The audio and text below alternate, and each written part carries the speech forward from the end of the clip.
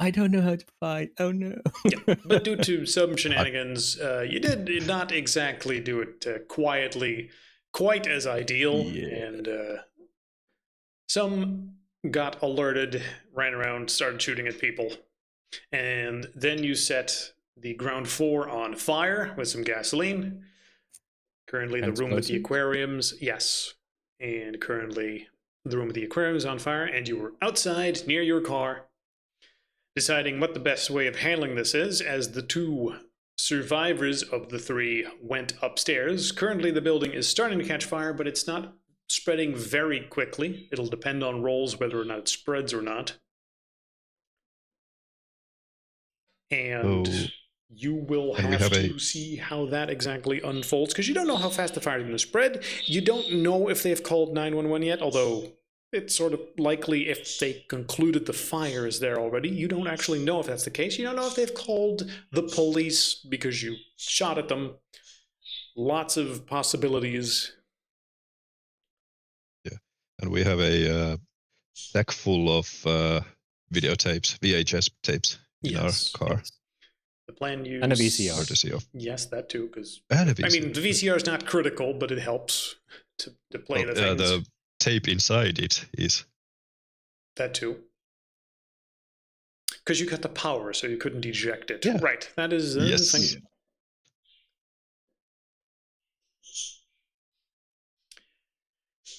And if that is the case, you sort of got to ask yourself, like, okay, so we're outside, they're upstairs. We don't know if the cops have been called or what they've been told. You don't know how long that gives you exactly. Maybe the cops were super nearby and in a few moments they're already going to drive down the road. Or more realistically, you have a few minutes at least. You know, in the middle of nowhere. in the middle of, real bad, you're like. near a town. What are the odds they're going to be right here? You know that saying, when seconds count, the police are minutes away? Mm-hmm. Well, you're currently reaping the benefits of that. Yeah. So you could just go up how to someone, murder them, far? leave, and none's the wiser. Yeah, that's the plan. So how far is the car? Should we drive it closer to the front door? I believe it it's in only at like the yard? I believe it's only like a few feet away from the door. Okay, Yeah. so we don't need to drive it anywhere. So, okay. Because Marcus drove it to the yard. Yeah. Yeah. Okay, dump the cargo. We're going in. Follow me. To a Okay. burning building. There are multiple entrances. Come on, dude. Right. The ground floor, which Didn't I set up explosives? you did, but Yeah, those they only blew up the aquarium yes. room. Those didn't go off full explosion style. Right. They only set off the fire. You know, you did Right, damage but to they- one room. You didn't exactly blow up the Yeah. building. Yeah, okay, but they went off. Is Yes. my point. Yes. Okay, Yeah. cool.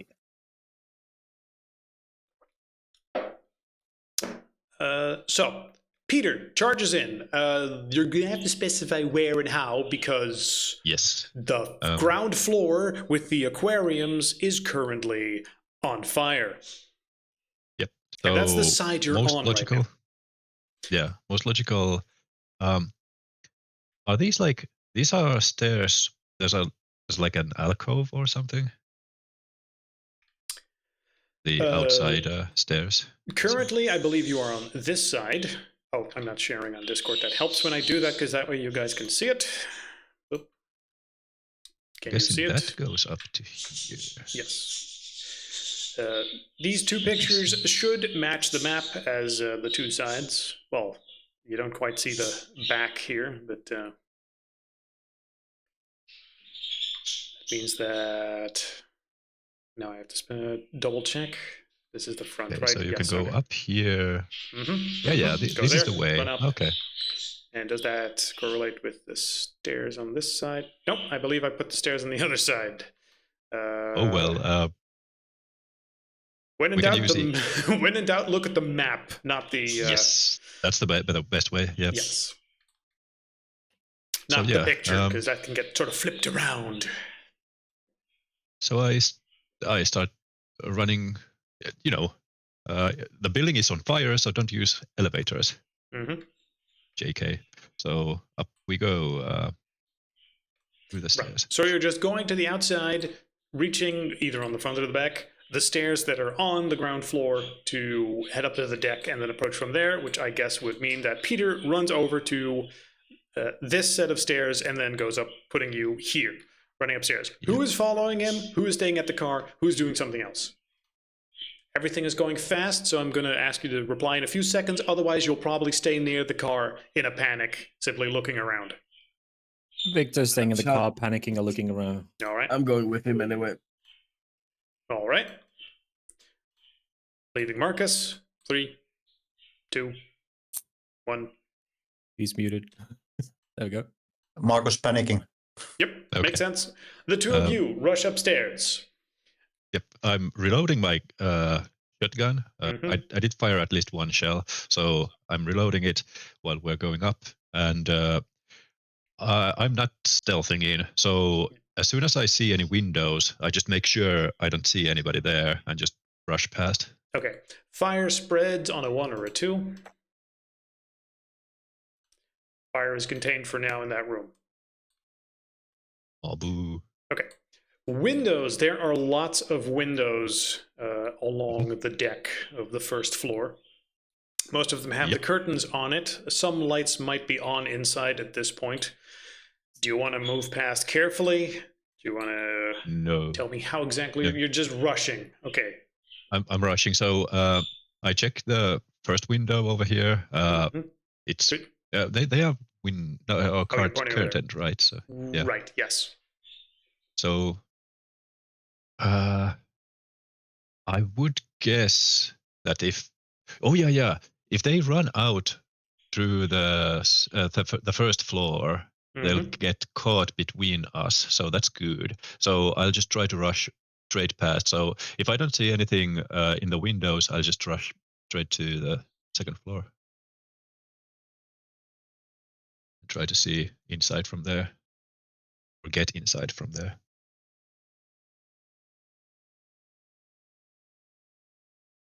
Okay, so you're going to rush straight to the second floor. Bruno, what do you do? You're just going to go I up the stairs suppose immediately to the second set of stairs, which is on the corner. I try to keep his pace. Just following. Yeah. Okay, What's your weapon? What are you? quick. Well, I got a shotgun, but Okay, good. I was scared you'd say these guys. One. That only happens. but I in also did get one. nicked. I don't know if how's my arm? Is firing off a pistol? Does that seem like more I reasonable don't think than we holding a established really shotgun? where you got shot, so No, we didn't. I'd like to think it's like your shoulder or something. So while you haven't really lost your ability to use weaponry, unless you want me to specify where exactly you got shot, I imagine it's just somewhere where you have a flesh wound and can still mostly use your stuff. You know, imagine a limp With the negative or, that I got, yeah. or a mild disability while aiming. So don't worry about it too much yet. Once you really start Okay, getting I got hurt, a then I'll shotgun. specify where you got hit. Just sort of ow, ow, ow, ow. Anyway, let's do a real quick check to see if they happen to be paranoidly monitoring in your position as they're looking around for where the fuck you are and what they can do. Do you guys have good luck or bad? Terrible luck. Uh-oh. Yeah, of course. Now, you said you were rushing upstairs. Additionally, I'm going to check out the fire spreads again, 1 or 2. Oh boy. Okay, Oh, should have so done it the other way around. what direction shall I have it spread? I will have it spread so that the other part of the ground floor now also catches fire. But more importantly, you guys said that you were rushing upstairs, which brings you near the kitchen area in the back, which should correlate to another deck like this, but on the other side, as you can see on the map. Yeah. One near the big hall, and then another one near the kitchen, but that does raise the question. There's a whole bunch of windows over there, and if they happen to be looking in your direction, well, you said you're rushing to try and quickly get in position. which means that they are, meaning you only barely see that, in fact, someone is looking in your direction with a shotgun. Oh yeah. As over here, Clam Granny with a shotgun.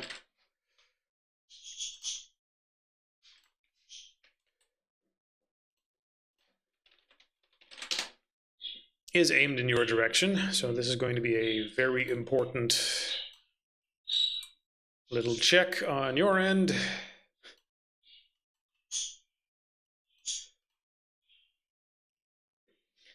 As a double-barreled shotgun is aimed in your direction, and she sees you, and she was just ready to shoot as soon as something came in this direction, which is you guys. And you're moving past the windows, as you've seen up there.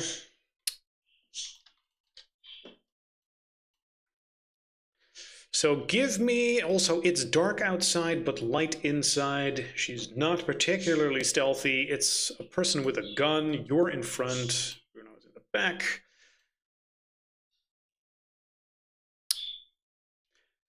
So let's treat it as if it's initiative, but like react. Give me a perception alertness, which fortunately you're good in, but DC 8, because you are sprinting. Levels of success determined by how many successes you have. 1, you just sort of barely see her and get some cover. 2, you just dodge the blast. More, great. 0, you get a shotgun blast going in your direction.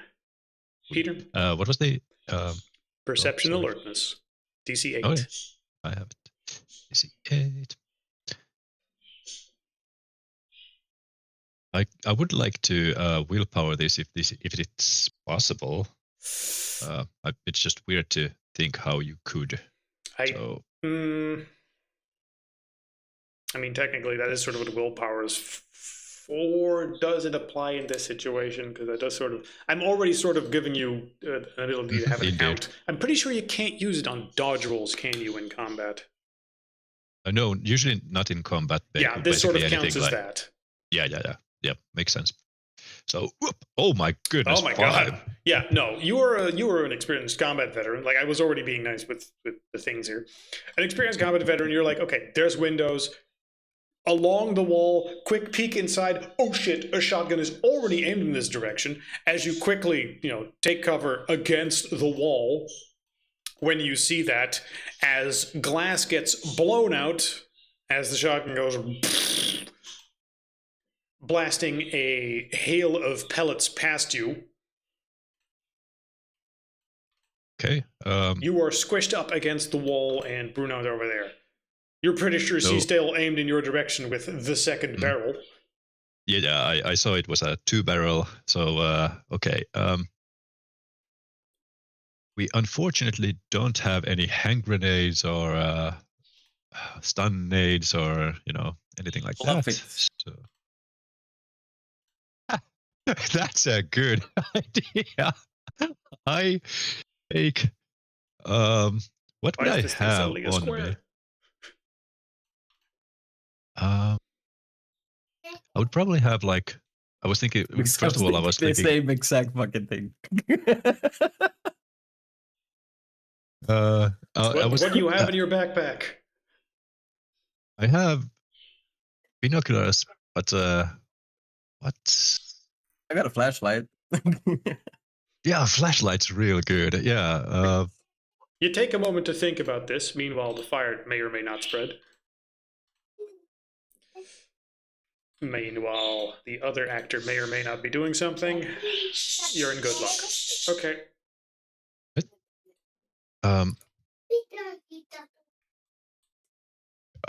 Okay. You see Peter pondering for a moment, then he's whispers to you, okay, need to throw something, and he takes out binoculars from his belt, basically. Mm-hmm. And will Bruno tell about the flashlight? before I toss the biddies you're inside. going fast rather than discussing Yeah. this. So Use this. I mean, I feel like my brain is in the same spot, in the same place. all right, good. Let's just say he holds out his flashlight, giving you a look of like, Yes, sir. Okay, I stash the biddies, take the flashlight, and then just I even like shout "frag out" and just toss it in. Okay. Just trying to hear like when the clunkety clunk comes. I try to hear if any footsteps or like Okay. a tumble. Give happens. me charisma performance. DC 8 to fool the granny. Because not only does she need to understand, oh shit, this is a grenade that's going to explode. Like, it's actually a grenade that's going to explode. She doesn't have combat reflexes, so you sort of need to scare those into her. That's a botch. That's a botch. God damn it. I even had some dice I didn't realize. Okay, this is going to be bad, but how bad? Is it going to be funny bad on a 10 or like disastrously bad on a 1? She shoots your arm off. Oh, for fuck's sake. Okay. Oh my goodness. So, What are these rolls today? okay. So, disastrously bad on a 1, meaning Peter takes the thing, goes up in front of the broken window real quick to throw the grenade. He's like, grenade out! And then he steps in front of the window to throw the flashlight, which he does. And the granny just sort of stone-faced looks at him with the shotgun aimed at him and shoots. Oh no. Well, Roll rabbit. Okay, so to hit. You're just fucking out in the open. You're in front of a fucking window. Sorry. Yep. That's 2 successes for a shotgun, which is So that's 8 plus 1. 8 So plus 1. Oh god. Okay. 8 plus 1 DC 6.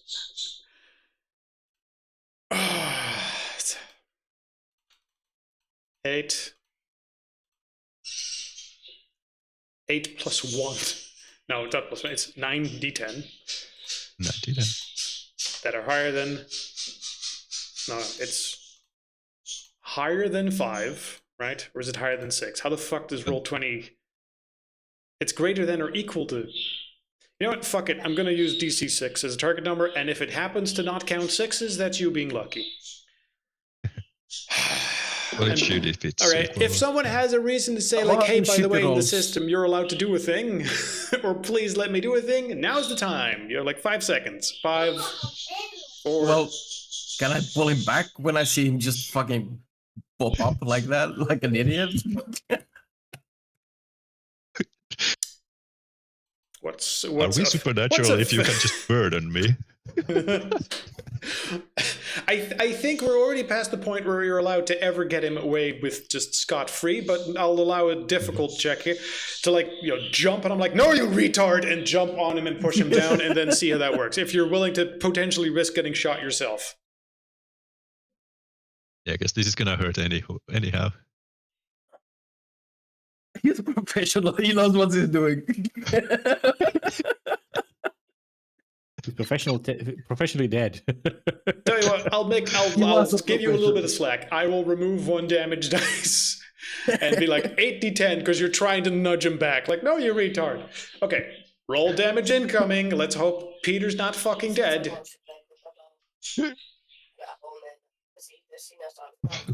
Shotgun blast. 5. Wham! So it does count 6s correctly. What I gleaned of this. Yes. Which means 5 damage on Peter. I don't know how much you already had. That is now the question, because I was gonna ask before, but it doesn't matter with the modifiers, because I do heal every 10 minutes one of those bludgeoning damages away. Mm-hmm. But I had 3. I could have ability like free Anyway, I am knocked unconscious. Yeah, I'm either pretty way. sure. I'm pretty sure this not put you unconscious, but that's only because like the bludgeoning would be. So that's 5 lethal damage for crippling as you just take a shotgun blast. But then the last point incapacitated would be bludgeoning. Actually, you have more bludgeoning than that. But let's say you would have healed a little bit, so it's just 1 point of bludgeoning. I don't think it would have been 10 minutes, though, since you healed that stuff. Then it converts into lethal when it's pushed off. Yes, I so know. I am, I'm like. But you're lethal, also next to Bruno. crippled I'm going to lethal. say that you're bleeding out right now, but Bruno's there to do medical stuff if necessary. So you go. Unless I heavily get shot bleeded. too. Unless you get shot too. After that, you will hear the granny fumbling with a reload, saying like, "Got him!" Can I pop up and shoot? If you want. Currently, Peter is bleeding out next to you. You could shoot the granny if you want. You could also focus on him first, depending on what you want to risk. You know she's reloading right now, so that at the very least gives you a good opportunity. Yeah, I'll take the opportunity to shoot her and then try and focus on Peter. Okay. So, because she's reloading and you know she's reloading, you can just step in front of the opening and aim your gun carefully and just go pop. Now, however, there is someone else on this floor, and the shooting earlier may or may not have gotten his attention, or he might be focused on the people downstairs. Luck check on your end. 10 means, super lucky, he's nowhere near you. 1 means he's also looking in this direction and about to shoot you. Here we go. 5. Oh. He's on the other side, and he's aware he just sort of heard some noise, so he's going to start coming in your direction. Okay. But for now, you could just shoot this lady in the face. Shoot this clam-covered grandma in her stupid, clammy face. So, dexterity firearms. Yes. And I'm hurt, so -1, that's into the pool modifier, right? Yes. Less dice. Difficulty. DC 6. He's just standing there, and it's a woman standing in a kitchen. 3 successes, so 2 extra damage dice, which is 10 damage dice in total, because you're using a shotgun. Okay. Oh, Andres, thanks for reminding me about how I should have negated 1 die from each pool. I really hope that fumble 1 came from game last. Just to punish me from my mistake. Technically, your chance to fumble increases with less dice. So it is 10. 10d10. 10d10 target than number 6. Yeah. 6. That's a lot of ones. That's a lot of ones. Okay. Yeah, you just shoot the granny. So fucking unlucky with my rolls lately. Holy shit. The blast takes several of the clams off her face, acting like a shield for her. As she recoils and shrieks and will spend her time not reloading and instead recovering to the other room. Let me know if there's like a moment when Marco's gonna like hear the shooting and might actually feel that he needs to go to help. You definitely would have just heard the shooting. Like you can clearly identify like shotgun blast. Someone yelling something, shotgun blast, shotgun blast. Can I possibly see from the windows that where it comes from? You're on the other side right now. You would be looking over here. You would probably just see light flashes up there when you're looking in that direction. But I can figure out which floor is it. The top floor, yes, you can figure that out. Is that actually stairs going all the way there, or? You are currently on this side. If you were to hop a fence here and then go over to this side, there's a stairs leading up to the deck, and then another stairs leading up to behind the kitchen area. Okay, I'm gonna grab my gun and I'm going to shoot there. Okay, you are currently on this side of the building. Where the fuck? You are on this side of the building, on the south side. This is happening on the north side of the building. Unless you want to, like, just walk around and be on the other side and then shoot from there. If I would like drive the car there and then jump out of there, Okay, and then if you look at the picture real quick, there's sort of a big fence in between the two sides. oh yeah, okay. Anyway, I'm gonna run in that direction, trying to get on that Yep. two stairs. There's a fence. You can hop that. Yeah, going a bit low, so possibly not getting shot on the way. Okay. Marcus, busy running over here. Proceeding. I'm going to say you make it up to the first floor. Above you, you can see, what is the figure of Pex at the top of the stairs. Also, there's blood trickling down. You don't. Love it. It's someone's. Someone's on the stairs. Someone's on the stairs, and he's sort of sliding and about to make a tumble down the stairs, sliding in your direction if we're not careful. Also, let's see if the fire spreads. Fire does not spread. So I know there's multiple what's he doing? actions. Yes, you can split your dice pool and do multiple actions by doing Right, a okay. -2 on every action you take. So that's how it works. Okay. Yes, so you can take multiple shots, bang bang, up to 3 shotgun blasts, or you can rush and then dive through something and then dodge and then shoot multiple times. Right. Well, I didn't specify. I was doing splitting my dice at least. I didn't Yeah, no, specify, I'm so- you're just reiterating how it works. Yeah.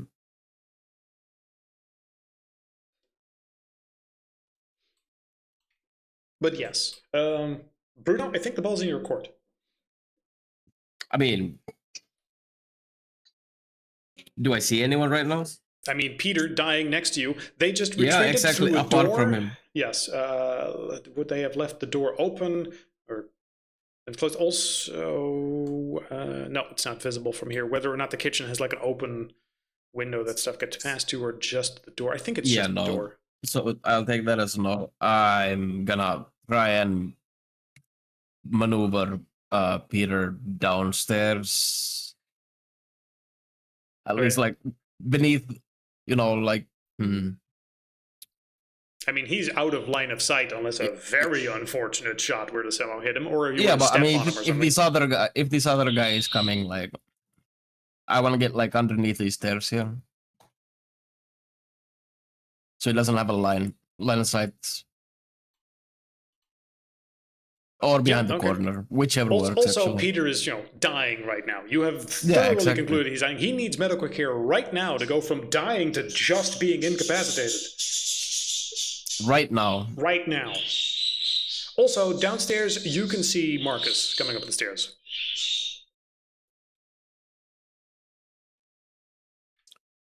Do I remember if Marcus is any good at medicine? Do you remember? I don't remember if Marcus I is don't any good at remember. medicine. I don't know. It's fucking you, Marcus. Are you good at medicine?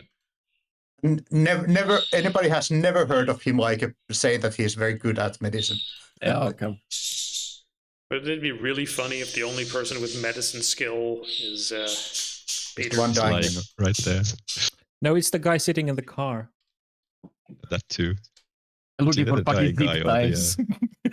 I'm gonna pretend to be taken with this. Yay!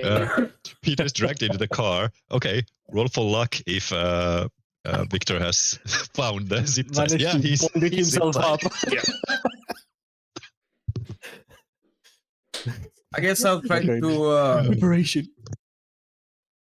I guess I'll try to.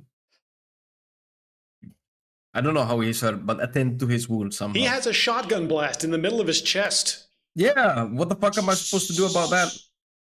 Spit on it and rub some good luck on it.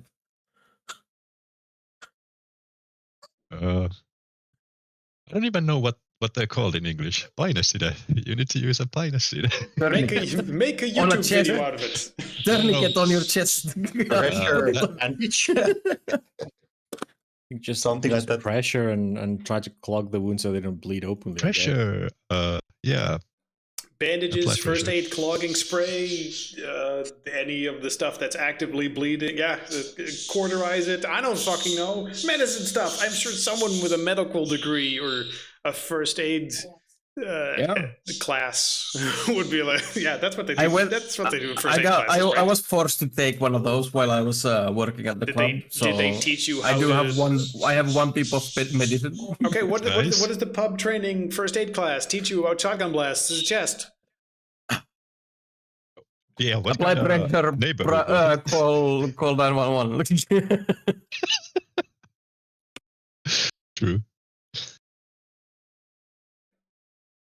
While you're panicking and thinking about what you're doing, I'm going to say that Marcus rejoins you upstairs. So at the very least, this is a joint effort.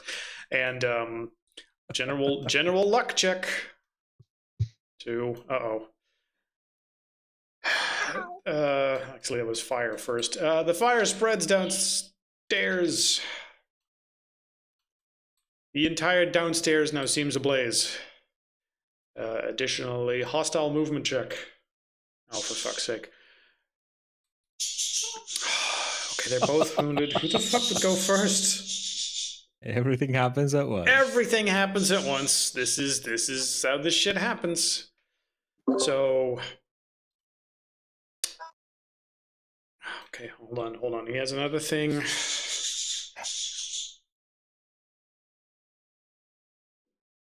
Would Marcus know where's Victor at this point?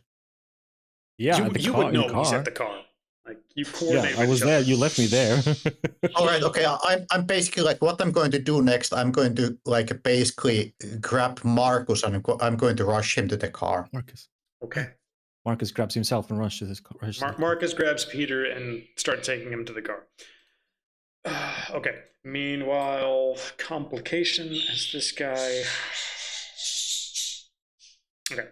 I'm going to say that you're going to do that. Marcus goes up the stairs, sees Peter is extremely hurt, gently, carefully picks him up. Marcus, please also give me a medicine check, just that you're handling him correctly. Give me... Oh, fuck, you have... Was I supposed to give one? Well, that's up to you. Who's carrying him? If Marcus is carrying him, then I want to know that he's carrying him properly. Well, I without wanted to making his carry wounds him. work. I wanted to carry him down, and I mean, then the said both of he you can needed carry him. immediate. Yes. You said he needed immediate attention, or Well, he's gonna immediate die. as in soon. Right. As in, And don't fucking that's delay why I this. specified immediate. Okay, well, if you want to immediate him, then, then you should probably be the one that instructs Marcus on how to carry him, and then the two of you carry him down. I don't know, I'm spitballing. You describe it. Bruno's in charge. Describe. Well, I'll take him into a fucking clamp hold, applying pressure onto his chest, and I'll just carry him down. Great, you're There's taking not him into much. a clam hole. Marcus, do you help carry him?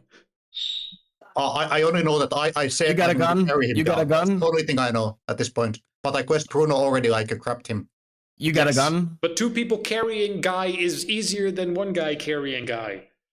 Yeah, that's what we did in the military. That is Do you what have a we gun? do. Marcus still has the gun in one hand, Mm-hmm. and he's like glancing behind him that we won't get shot on our backs. Okay, you say behind him, but I sort of think you're positioned as you are now. Okay, Where Marcus, if you're... the gunmen are. Yeah. Great. If the two of you are carrying him downstairs, at that point, you would see the guy peeking, just peeking, to see if he has a clear shot at you, but he's going slow. Marcus, you would see him. Just do the way you're aligned.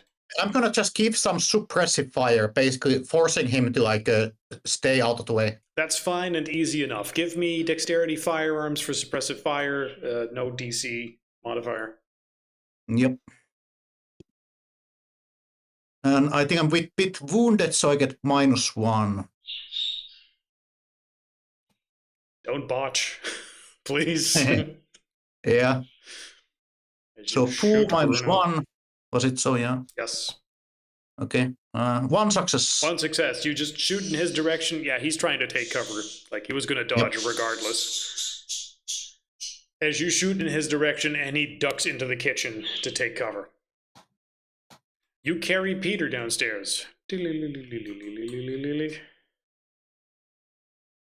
Now, one problem, as we've just established, the car is on the other side of the fence of this staircase. Yes. You're also aware that Victor is near the car. Doesn't this level have like 2 stairs, at least based on?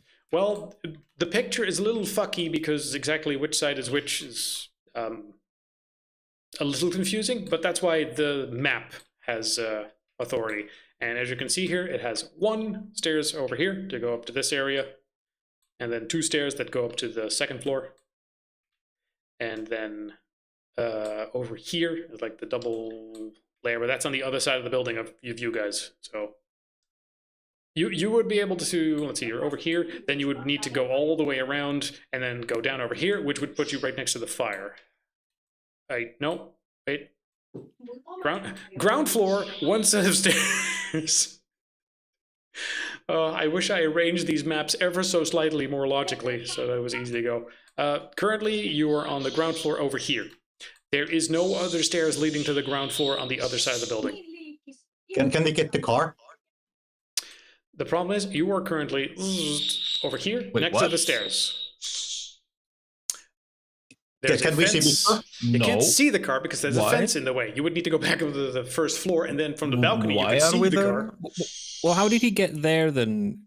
'Cause When he- he started from the car. Because he went over the fence. That's what I described. Oh, Yeah, we hop the fence. right. We all hop the fence, all 3 of us. Marcus gonna curse and because we had to go back up.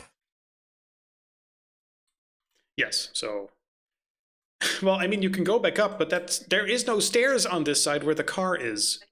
How flimsy does the fence look? Could I just tackle it over? Ooh, that's a good question. Go like Kool-Aid the guy? That is a good question. Yeah. Let's see. Fence, and then some bushes. It should be possible. So, if you want to try that, Yes, please. okay. Hold him up. Okay, you give him. He's push down, here. yeah. All right, Marcus is now princess carrying Peter, and Bruno takes off his shirt and then bull rushes Of the course he fence does, to yeah. try and knock it down. Give me strength, athletics, DC 8, as you're trying to run into a fence and fucking flatten it. I don't know, a drop kick or bull rush, you tell me. Bull rush. Bull rush. Go ahead and 0 roll. successes. Are you for real? You can willpower this. I should have stated that earlier, right? Well, yes, but everyone keeps forgetting, so I am a little lenient. I'm already being very lenient. You are already being very lenient. Meanwhile, the fire spreads. A willpower is an automatic success, by the way. The fire spreads. It's now the 1st floor that's also catching fire.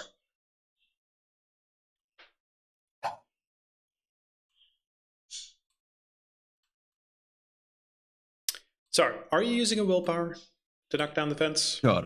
Yes. Okay. Great. Fence is knocked down. Victor, I'm just gonna say the fence is like I Over hope here. you're not zip tied on the fucking backseat. Nah, I think he's just panicking. It's I a don't fair remember- question. You did say your Sure. plan was zip tying yourself. Sure, If they were that- the car, that is but this fair. is a borrowed car. I don't think there's zip ties in there. It depends but yeah, because I don't remember us ever buying zip ties. How about a but- much No, saner it's solution is if you know the cops are coming, then you would just fucking, I don't know, walk away into the woods if you're like, I don't want anything to do with this, walk away. Sure. I But mean, I don't yeah, think you would do fair, that we're in the either. middle of the wilderness. I mean, wilderness. Well, quote unquote, What the but fuck was this place called? it is a remote place. That's a good idea. We should buy some zip ties just in case. I don't know how Yeah. often we take So- any prisoners with, our record. It's a good idea. But we might, if Peter manages to actually die this time, I could just roll a mercy character. Let's see. Yeah, it you wasn't don't have point to. range. Oh, I have 3 foresights, by the way. Okay, good to know. Where the fuck I thought was it? this was a Rewild, place that was where I the could roll it because I'm coming in. Yes. Here we have the real ranch with this stuff. This is what the surroundings look like. I wouldn't call it wilderness, but you know, enough that you could just walk into a direction, and it's the middle of the night. So what are they gonna do? Put a fucking giant spotlight in the entire area with a cop? Yeah, it's like Yeah, it's turns dark. out there's no power along this entire road to the ranch, so it's really dark. Yeah, you would just be able to fucking walk away. Yeah. What are they going to say? Hey, we saw a flamboyant guy in a trench coat. That's the guy.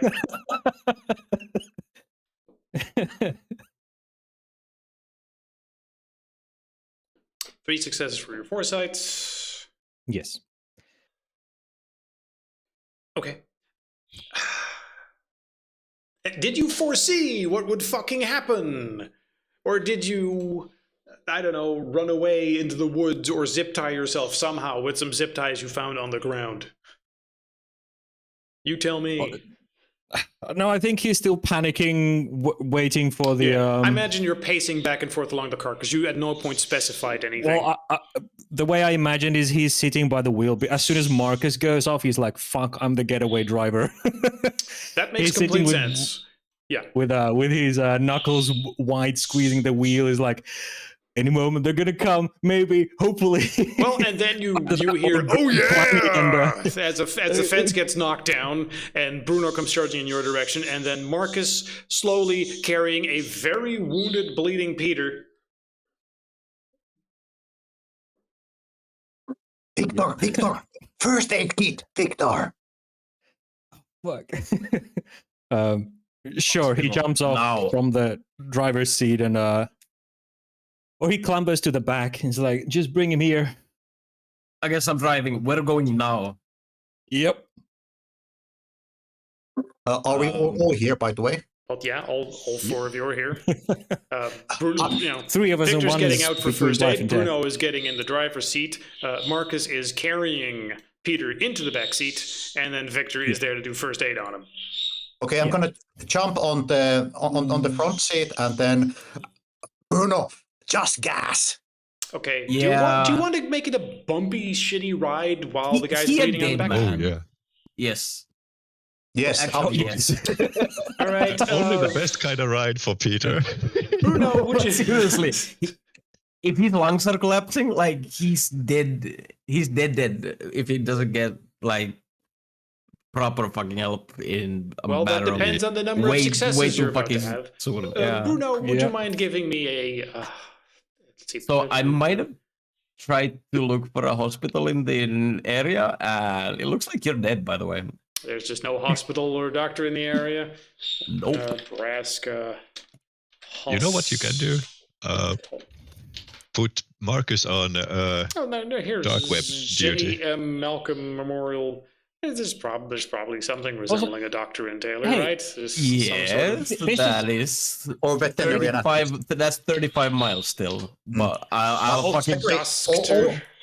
Also, dentists have gone through the basic medical training, so we could also be good with a dentist. Also, let's.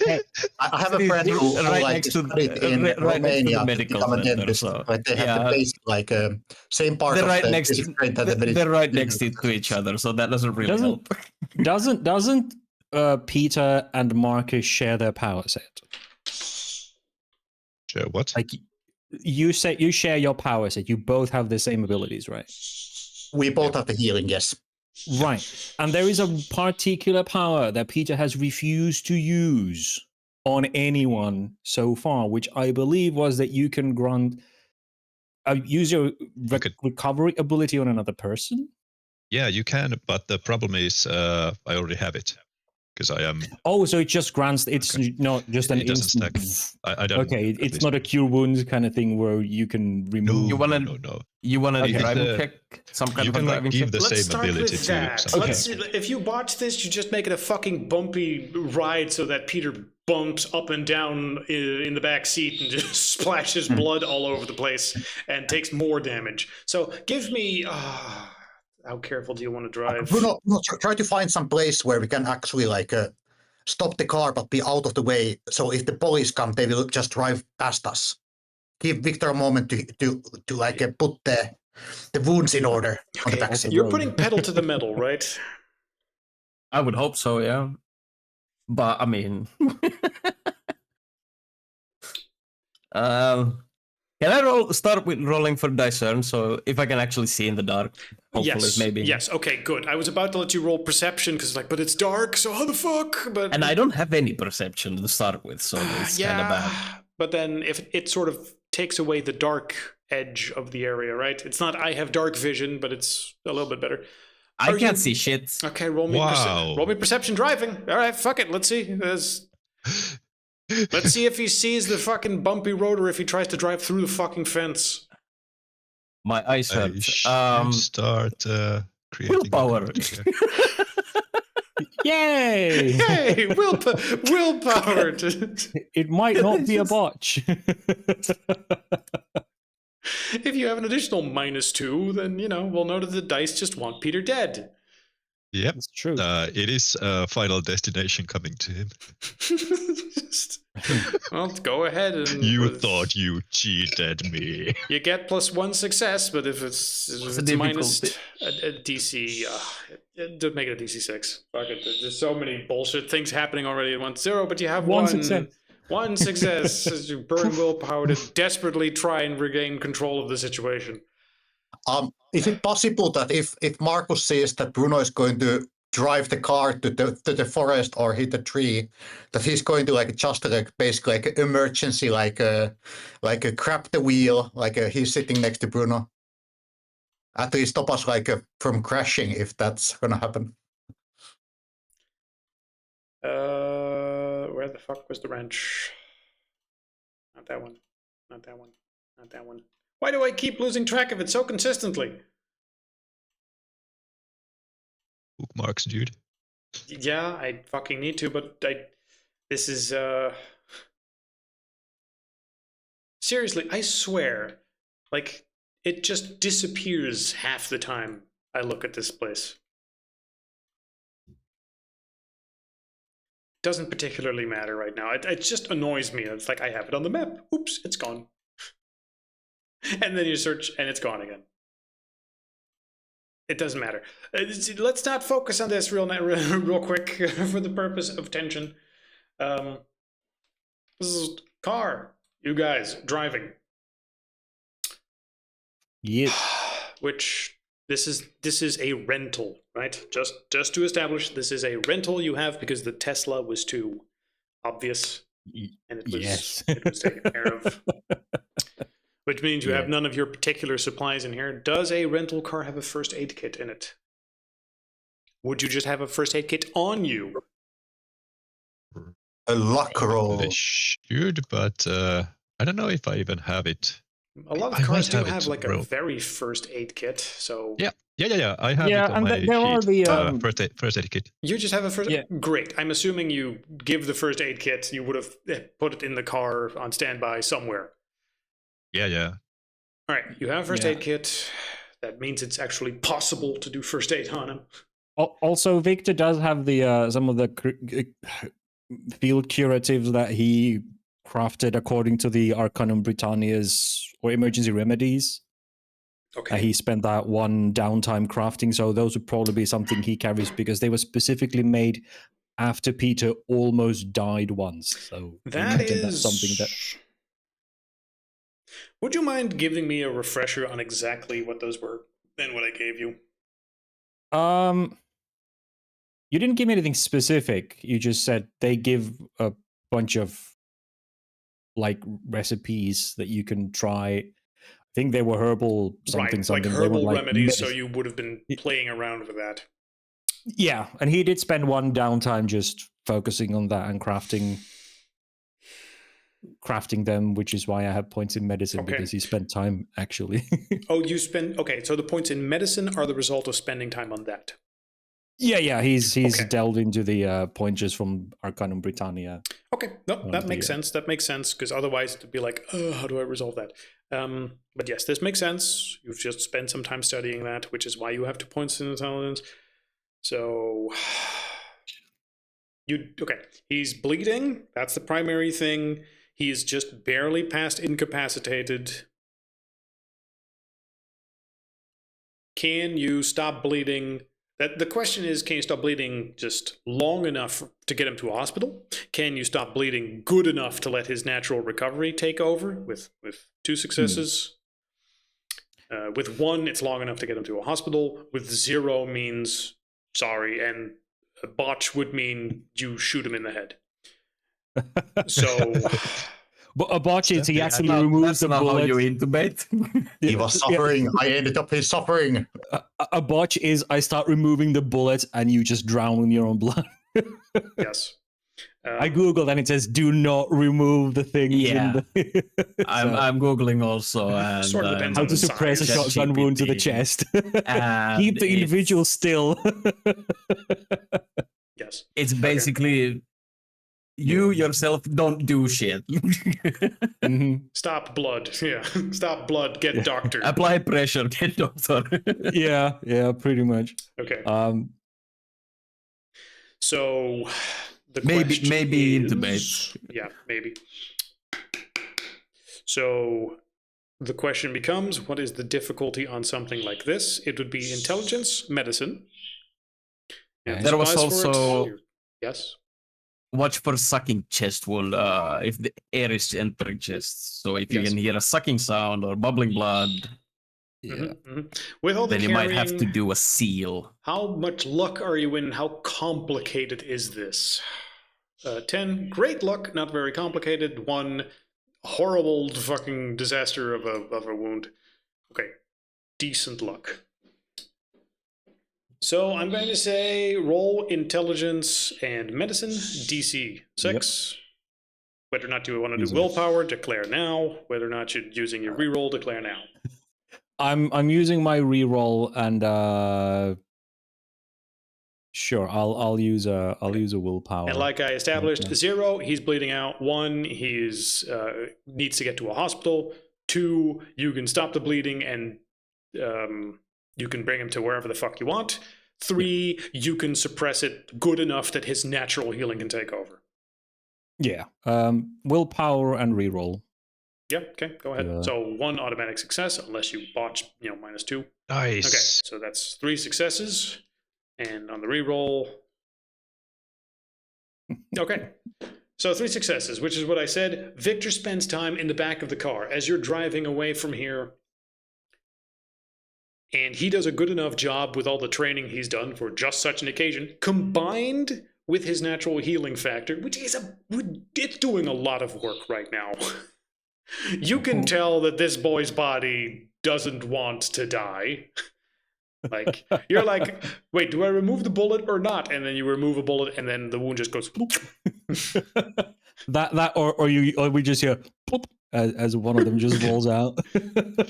Yeah, along with a whole That's squirt of supposed to blood. happen. Yeah, and then the blood just shoots out, and you put your finger in the wound. Yeah.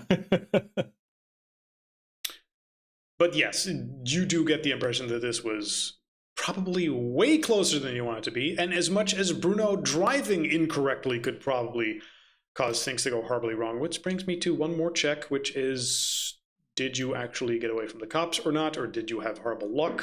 On a 1, they're right on your tail. Otherwise, it's up to a driving check. 10. Okay, you got away scot-free before the cops ever showed up at that place.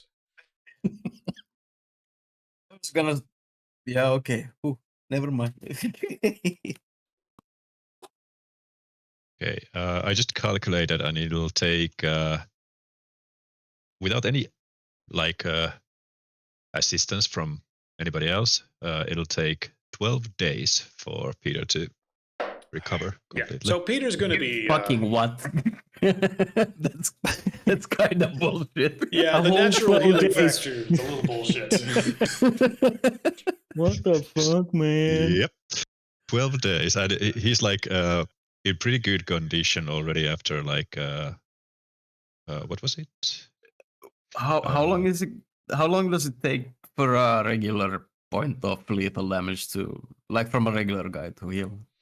Well, it depends. As the farther you go into the through the Right. rabbit hole, the longer it takes. Like Fuck, what page is exponentially. it? Hold We on, would probably. have Uh, it we here. the have- rest of us have Right, been healing, months. We have it here. combat Oh, we have it here? difficulties. If you can tell me, health I charts. hope I actually checked the movement, right one. Penalties, dire hurt, unconscious. Did I check You are bruised one? currently incapacitated, which is beyond. Oh no, incapacitated is direly hurt, functionally unconscious. Your character may do nothing and may take no actions. Ooh, sorry. I didn't check the incapacity. No, I'm already bludgeoningly incapacitated or bruised. So bruised takes 10 more minutes than what I said. So 12 no. days and 10 minutes. 12 days and 10 minutes. Okay, because I just wanted to check if it's like the same for me to get rid of 2 points of lethal damage, but it's not quite. It's 3 days. Healing time for Yeah. bashing damage, 12 hours. Does it not say healing time for lethal damage, incapacitated 5 months, and instead it's 12 hours? Yeah. It's And those are cumulative. Those are cumulative. So, yes, 5 and then 3 and it's then 2 actually and then like a 1. year Oh, really? almost. Okay. Well- Then it's 4 days for me. Yeah, it's like 9 months to or What- 8.5. Yeah, so, Yeah, so, 'cause- No, 9. No, so what's the 10. rest of us is around a year. This fucker goes, Yeah. 12 days. that's why he's the frontliner. Yeah. Yeah, that's why he's getting shot. Yeah. Why am I always the first? I'm the sniper. This is why. Yeah, well, This is fucking why. Marcus is too, but he I know. He's not there. I know. You get to have advantage on your rolls and be like, well, I'm definitely going to succeed in this medicine check because I get 1,000,000 dice for it. Yeah, no, it's fine. And he goes, well, I get to get shot and then live.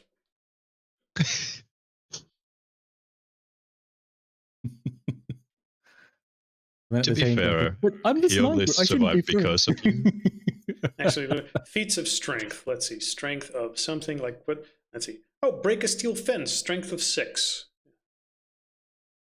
I mean, I wouldn't even call it a. feats of How much? I don't know. That's how much strength you have in total. Why the fuck does that go up to 15? You can't get up to 15 strength. What the fuck is this? Feats of well- strength. Strength something. You can have a maximum of. It doesn't include athletics. It's just strength. Like strength. Well, Yeah, yeah, so I don't know if I'm monsters guessing- can have. I guess. Yeah, I'm but- guessing those are like you need to have this level of strength for it to be easy. I'm guessing you can like overturn a truck with less than 15 strength if your adrenaline kicks in and you, I don't know, roll well with your athletics or something. But a creature with 15 strength can just overturn a truck. Maybe. No check needed.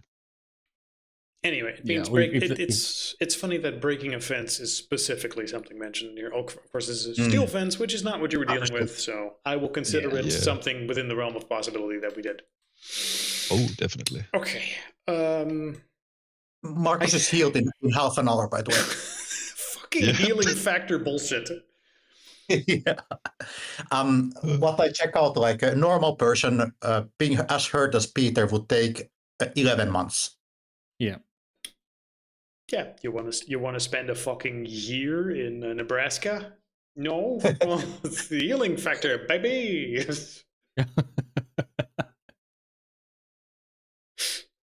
You want to see? Yeah, the fucking mage is like, I can control forces beyond time and space, and Peter's like, want to see me do a magic trick? Shoots himself in the head with a gun, gets back up, and I'm back.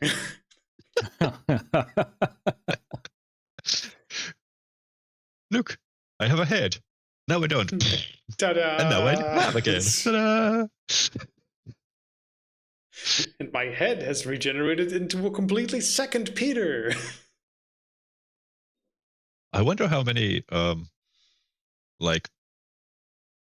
defenders realize that they're like the initiating moment is like they realize that holy shit, I didn't die from that. I actually survived very easily. What the heck? Well, that's for Peter.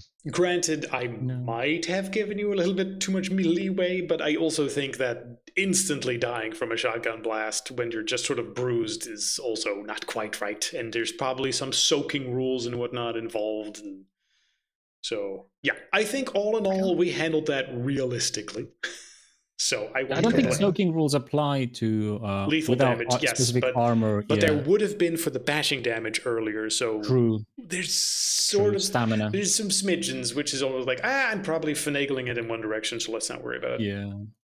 Yeah. Stamina is Probably for, averaged out. Bludgeoning Yes. if you don't do defensive maneuvers. Exactly. If I remember right. Okay, but that does bring us to sort of an important question, which is, where are you taking this lad? Well, we don't need a doctor, so that's a good thing. Yes. Not that we probably know it, but... Well, yes, but okay, well, after that, you're just driving around Nebraska. What are you doing? And you know that this problem is still not fully taken care of, although behind you, you did see the building starting to be ablaze to the point where they probably wouldn't be able to easily get out if they wanted to. If they threw themselves out a window and they were all hurt. So there is a very reasonable chance that they were stuck at the top of that building and just burnt to death. Most likely. Even then, we have the tapes, and that guy's library is whatever he might have had left is probably incinerated, so they would have to start from scratch and probably doesn't have the same knowledge as the main guy who died. Not to mention that cops and or fire trucks would show up, and if they were found, or just found wherever, they would be considered weird freaks, at least the lady. Who knows what that guy did or didn't have. Yeah. Well, we know that he had weird... Well, he has a skin condition, but that's hardly a crime. But yeah, they would... Well, skin condition that bad? Just might. Well, the skin condition was the one guy. The other guy seemed normal. Yeah. We did find the fingerprint with the weird wart-like thing in it that Marcus had, which was delivered by the normal guy. Mm-hmm. So it indicated that he had similar either suction cups or... a condition. Yeah, a condition, but yeah, he probably would have made it out. Either way, you made life considerably more difficult for them with whatever it is they were doing exactly. Which, whatever that was, is still not fully clear to you. You discovered the box of clams being mailed. You discovered the videotapes, and along with it, an address in Chicago. Yeah. Which are leads that you have if you want to pull on those. Additionally, you know that back at the silo, where your techno allies, as well as the shaman that was talking to your werewolf buddy, were talking when you left. You know, for the casual, we're just going to go pick up some videotapes. Be right back. Not to mention the Tesla that's currently still parked in the woods somewhere. Which but we were told not to worry about it. They would take care of it. Yes. So I imagine we can just go, it's not our problem. So, yes, the question is then, do you drive back to that place? In the rental car. Wait, what are you going to do with that? You have a rental car right now. That is true. Do you just say, screw the deposit, leave the rental car here, leave? Whose name was it in? Actually? Marcus, probably in one of his fake IDs. Yeah. Do we want to burn one of your fake IDs? I mean, we've already thrashed one rental car, thanks to Mr. Fridge. It's pretty expensive to trash another rental car, and you don't have that much. You don't have any disposable income. I'm pretty sure you burned that on something else you were doing. Question: where did we rent the car? What town? We rented the... Yeah, probably. Hold on. Let's just take the first fucking town I see. Zzz, there's a car rental in Lexington for some fucking reason. Okay, so it's a bit. It's not totally here. In what condition is the car? You didn't use it to smash the fence. You didn't use it to break anything down. It should just be an okay condition. Actually, hold on, because you were shot at a bunch while you were taking cover behind the car, huh? Oh yeah, that's Not true. only that, That is true. Not only yeah, that, there's some bullet holes in it. And blood on the back seat. We were literally taking care of a Yep. bleeding person on the back seat. So unless we go, oh, I don't know, this guy's wife was giving labor and we had to do it in the car, hence the blood. Yeah. How about we just like report to be stolen, and we get rid of it? I mean, I guess. I mean, okay, you're not exactly going to get your deposit back, which is a whole bunch. So yeah, I think the point is, do we get our money back from it? yeah, or... and do you want to burn that? Because if it's going to be stolen, that means the police are probably going to have questions, and that's an ID that you've linked that to. So that's a bunch of resources invested that would be gone, which means less resources for next adventure. Yeah. Yeah, true.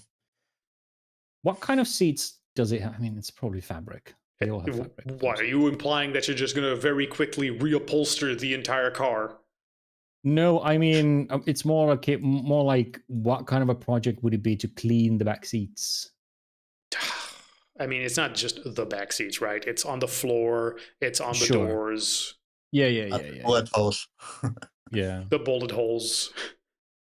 Yeah. This okay. is beyond Those are a bit more quickly difficult. fix. Yes. Yeah. Is the car valuable? To be fair, like how much could you get out of it if you like sell it in some like a shady? I mean, look at the picture. Like, okay, does it look expensive to you? No, it doesn't. I mean, you probably paid more for it than you wanted to, but that's because people that rent a car generally don't have a lot of choice. Yeah. All right. Or on the deposit.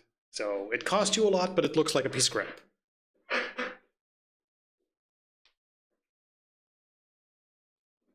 Any ideas how to get the most out of this car? We cannot return it with a bullet hole, so we have to do something else with it. I mean, you can drive around with it, but that's also going to draw attention at some point. Also, if it's reported stolen, that's going to, get some questions asked. Just paint over the bullet hole. But they're holes. They're holes. I don't think that's how it works. Yeah. I don't know much about cars, but How many times do they check on the inside actually? Are you just going to put duct tape over it and then use some spray paint? Putty. Just put putty on it and just paint it over. I mean, you could. It's just not exactly Just going have to some help. silly putty in it. Yeah, put some Play-Doh in it and then paint it. yeah, I had that exact thought. Play-Doh and paint over, but I mean, to be fair, it would just make it a shittier car, which is there's worse things. Just different than metal, so I imagine that would show on the paint.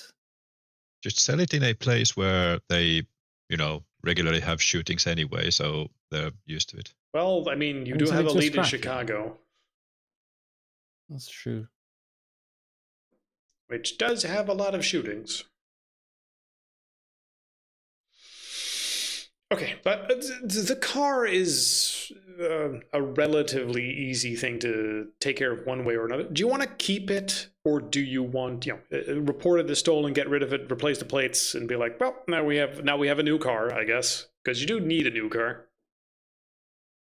Well, don't we have one being repaired in our previous state?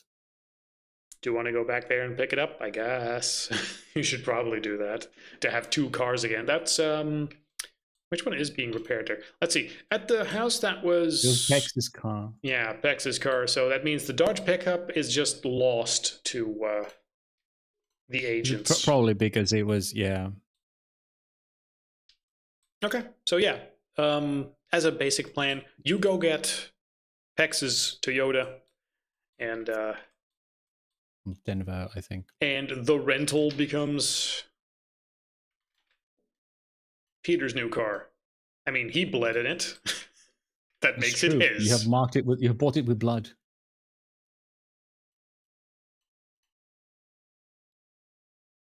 Rental, quote unquote, stolen. All right, if that's the plan, yeah, get the other car from the state that's been repaired by now. Drive over there, drive back with 2 cars. Regroup. All right, does that seem about right? Yeah, probably. Okay. Then after that, would you retreat back after everything was said and done to the good doctor? Or, her lair? Why does some asshole always find it necessary to start sending messages on Sunday night? Yeah, I don't know why the fuck they do that. It's not like they don't work during the week, or maybe they don't. Who knows? Ooh, I'm starting that. Just don't work during the week. Yeah, work during weekends. Work during the weekend, or Sunday and then evening. during the week when people need you, you're not there. Like, no, I did it in the weekend. That's all. All right. If you retreat to the doctor, let's see. You would just arrive in the 2 cars. The Tesla would actually be there already. So that's been taken care of. Let's see. I don't think Dr. Sharma herself would be there, so there would be some assistant. Also, they would be busy packing all the servers and supplies into boxes. Seemingly they are moving away from this place again. Well, Tesla caused problems. So you go, no, the doctor just prefers to keep things on the move. So we got to make sure everything's sorted and boxed up when we move again for next month. That makes sense. Yeah, don't worry about it. Did you get the thing you need to do? Yeah, we got a bunch of videotapes. Burnt a building, potentially killed 3 people, at least 1. So he wasn't a person as much anymore, I suppose. It was turning into something turtle-like, I guess. Yeah, that sounds interesting. Anyway, your young friend's been sort of asking about you. He's been getting impatient. I don't think he likes us much. Well, gesturing in the fake direction of Dante, who is pacing around the outside of the silo. Yeah. Well, he comes from a world without computers, so quite possible. Dante is pacing around outside. You don't see anyone besides the assistants. Okay. Yeah, Victor strides over and goes, "You okay? Everything cool? Didn't hurt you, did they?" Dante will sort of discuss the situation with you and say, "Yeah, it's fine." Shaman Man explained a lot about the world and what I am, and I am trying to understand all of it. But honestly, I think it's still best if I see as much as possible for myself. Yeah. Can you control that? Did he teach you how to control it? Or recognize signs so that if you're about to transform... Oh, yes. Once I understood basics, controlling didn't seem that difficult. I think I can control this, although it will take some practice. Okay, good. Do not worry. I do not intend to harm you if I can help it at all. I was more worried about everyone else. My rage is reserved for those who deserve it. Good. Glances towards Bruno and goes, "You fit right in." Right. He would at that point probably also see where the others are, which would include Peter just still bleeding out in the back of the car, probably. Well, not bleeding out. Yeah, but... bleeding, constantly needing new bandages. Yeah. Yep. Victor's hands are more or less in perpetual bloodied state. Well, he does wash them as much as he can, but... Yeah. He asks what happened to you guys, because clearly there is a story to tell here. Did I miss a good fight? Victor if you could tell him explains. in your own words, it's sort of dependent on what you tell him and how he might react. So try and be complete and descriptive in some parts. Yeah. Well, due to complications before, we had to sell the big guy stuff, and with the stuff went a certain object, a videotape, and it's a device to record picture and sound and past events. And on this was the rest of us don't really know what's in it. We haven't seen it yet or watched it, but in it was a potential exposure to things that regular people in this world are not ready to see. We went to fetch it back. Unfortunately, the person who owned it had already watched it and apparently collected this sort of thing, like proof that things normally kept hidden exist. And it was changing him. He was breeding clams, so we had to kill him because he was becoming something that does not belong in this world, and he was all sending out dangerous, corrupt sea life to restaurants where people would consume it. Bruno recognized them as diseased, which could severely hurt or even kill people, or, as we've learned, make them grow on their bodies. We found an old woman with clams growing on her. So we had to kill the main guy. The house caught on fire, and in the scuffle, Peter was shot in the chest, which almost destroyed his lungs, and I've been desperately keeping him alive. I like how you said caught fire. Like that was a whoops, accidentally. Caught fire in our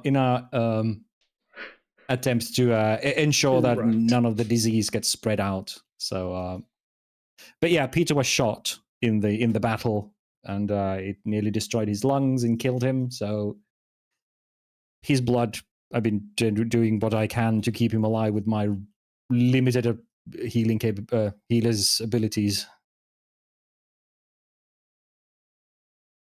Okay. Yeah. He nods and then goes, okay, yeah, that sounds important. Good. It sounds like you doubles. I don't understand everything you said, but it sounded very important and like you did a good fight. Good. Well fought. Glad you all made it back. Peter looks like he is dying, though. Shall I prepare a funeral? No, he seems to be surprisingly resilient against even this sort of damage. His body is healing surprisingly quickly. Huh. Many other people, even with my limited knowledge, I can tell should have died by now. But he seems to be stable and on the road of recovery. Are you sure? I have seen warriors die of much less than this. There is enough blood pooled around here to fit in like 2 people. The messenger's chill keeps us alive. As long as we are angry, like Hulk from the comics. Oh, very Sure. relatable. I've seen him come back from a wound that would have killed a normal man before. So this should work. He's an incredibly fast recoverer. I did not think he was a warrior worthy of respect. I will, if he survives this, I will adjust my my opinion of him. He doesn't look menacing, but when it comes down to it, he is a trained warrior as far as our people is concerned. It used to be his profession. He has seen war. Yes, he's a trained soldier. No. Yes, though his specialty is going into the thick of battle and killing people from, I think, afar. As a matter of fact, he has seen a Garou before before the Umbra. It was one of his first experiences with the supernatural, and he's the only one who survived that encounter. I will ask him that later then. Yeah, as far as he told it, he seemed to be the only one of his squad who's actually managed to survive. Hmm. Rip snacks. Mm-hmm. But it'll take him some time before he even wakes up, so we should probably find a place to hole up until that point and figure out where we go next. Hmm. Speaking of, I have been talking to the wise shaman that your friend introduced. He told me much. Also told me of a pack of Garou near a large city to the east. Did he say the city's name? Did he show a map? Chicago, near Great Lake.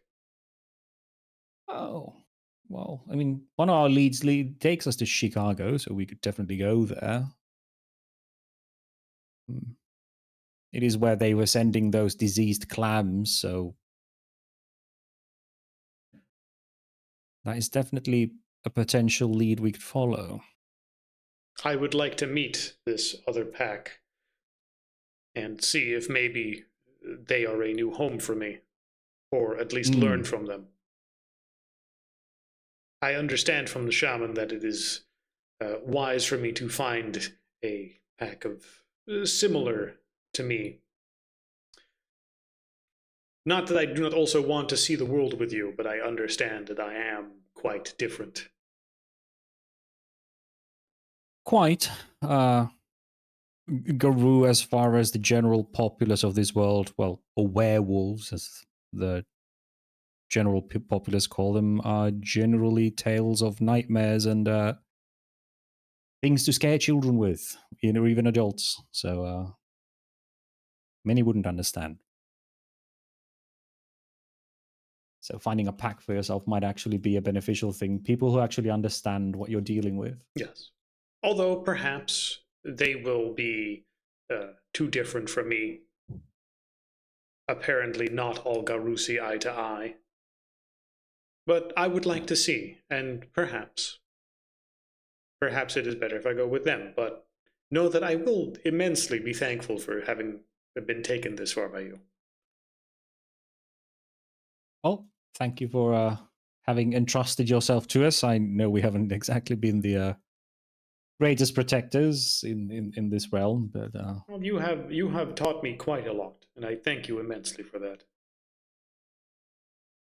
so, My good to hear. opinion of you as a a weak a weak hunter-gatherer who can do no more than even poorly weave a basket has greatly improved since we first met. Wow. That's not Victor saying it. Even women and children can dig for roots, and you messed that up every time. Victor didn't. He even saved one of the spear guy. I know, they would have asked you to do a bunch of stuff, and I was like, this guy doesn't know how to do anything. Yeah, even if you eventually did something, like word of mouth needs time to spread. So Sure. You were there for a while, but also, about a week, I think. compared to tribesmen who are actually experienced and stuff, it's like, hey, he did one thing right, and everyone goes, hooray, he did one thing right. He actually did something useful. Yay, Yeah, I he know. did the thing we sort of expected of children. Yeah, and Victor goes, well, I mean, to be fair, as you There can is see, hope for our world him. is vastly different than yours, so we face different challenges. Right. And different skills are required. Marcus But going to yes. find a TV and a recorder. It's time for movie night. Right. As for that, Goodness. in the current hideout, in the current silo, all the equipment is being moved out. It seems to be disappearing a lot faster than it's moved into boxes and loaded into cars and taken away. But eventually you are left in a shell of the former hideout, and the associates of Anya sort of say goodbye as they get into a car and drive off at some point. This takes a little while, but I am assuming you're also not immediately doing the thing. As you look around for a recorder, or a TV to plug it into. The connection of the VCR is actually a pretty old one, so you have to go around a little bit looking at a thrift store to get an old TV that works with it, which isn't a big deal, but you do need to get one. Yeah, yeah. Eventually you do. You set that up. You wait for Peter to regain consciousness. You know, you get some rest. Yep. Some small purchase that like Marcus gonna like find from the, let's say, Amazon or the similar kind of place is actually a cell phone jammer. Oh, that's true. That's a really, really handy in situation like that. Oh, you're going to call cops? No, Yeah. you are not. I was thinking about that last session, but I was like, we can't afford that. I mean, you've sort of blown through all your resources, so that would be a thing for next time. And you also blew away your resources for the car. So if you're like, I want a jammer, that's fine, but that plus the car would be all your resources spent for the Chicago area time. So, let's say unless you can build I'm one. trying to find a good deal for it. Yeah. Okay. Unless you can build one. That. I'm Are just you going to techie build enough to do it? I'm going to build a home flame tech disruptor. Mm. Why does it have a flamethrower front? I reused some components.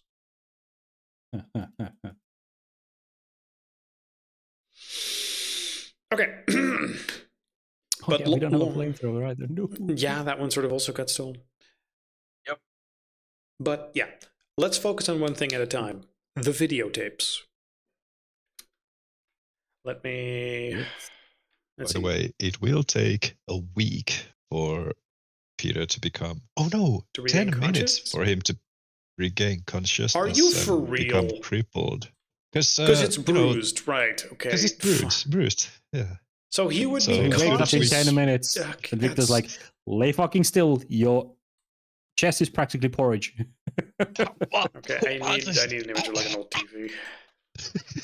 But yeah, okay. So he's conscious, but barely alive when we get to the place. Yeah. Let's say he's drifting in and out of consciousness because it makes more sense than just popping right back up like in D&D 5th edition. If nothing else, then out of the pure agony because we do not have sedatives and your chest is fucked. Yeah. So you would be can in hear like horrible a whimper pain. time and again. Like yeah. Any time you move, it's like all these invisible images. Anyway, let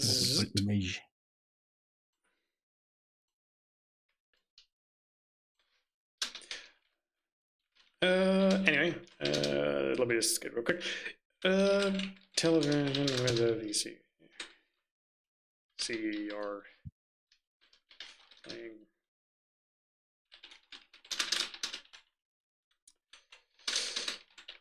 So let's see.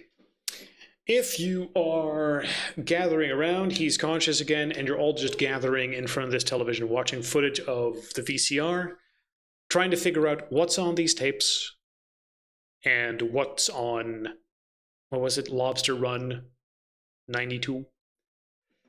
Yeah. Hey, Before that, learning from the previous time, like Mark's gonna use second sight of seeing is any of these are actually possessed by some ghost or something like that. Let's not watch that one if I find one or more. Of course we're gonna watch it. Yeah, that's the one we're especially gonna watch, right? Yeah. Well, you know, so when the ghost crawls out of it and curses you all.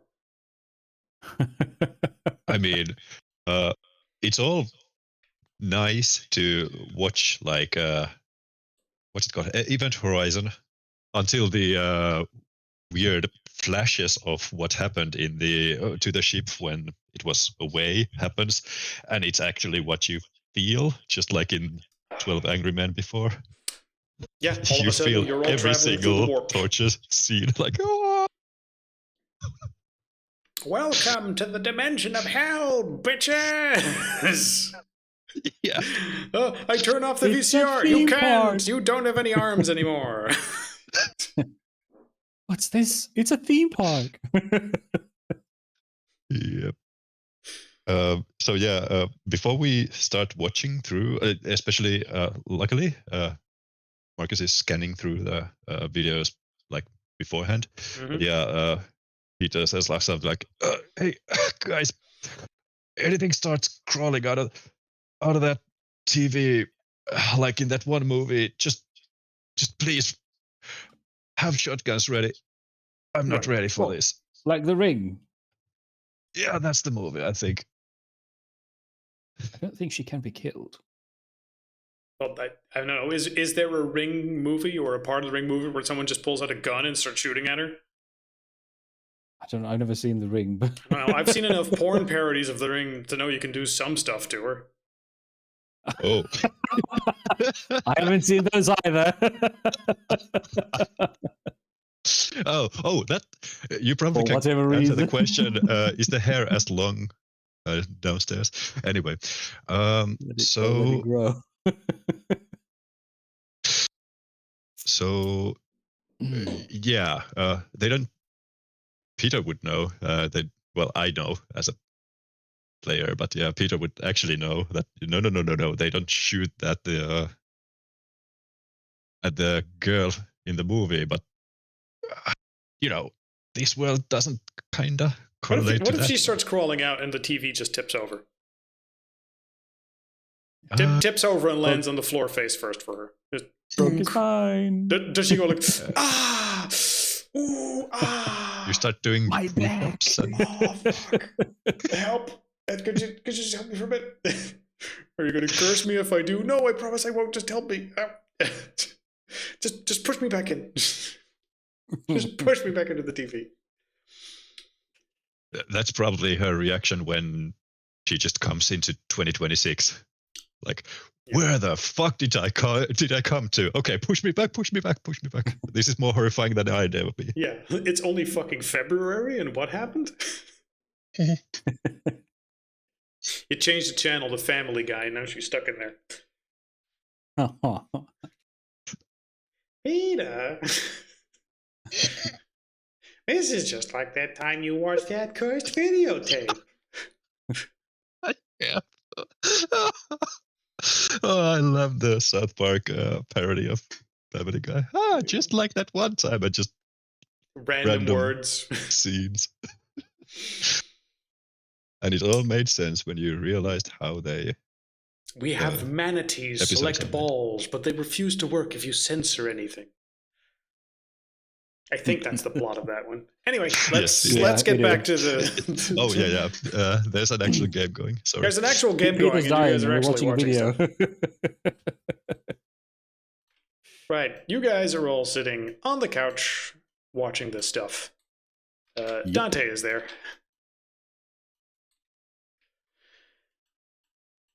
Okay.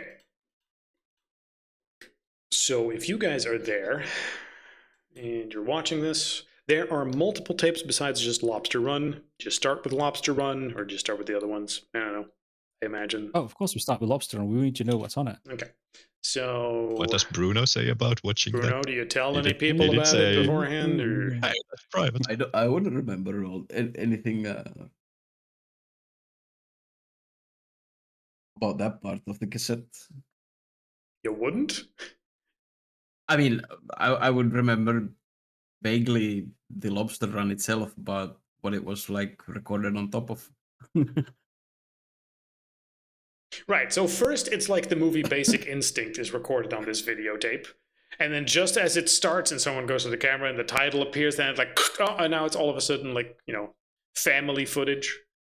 Which then very quickly switches to, I believe, like some romantic family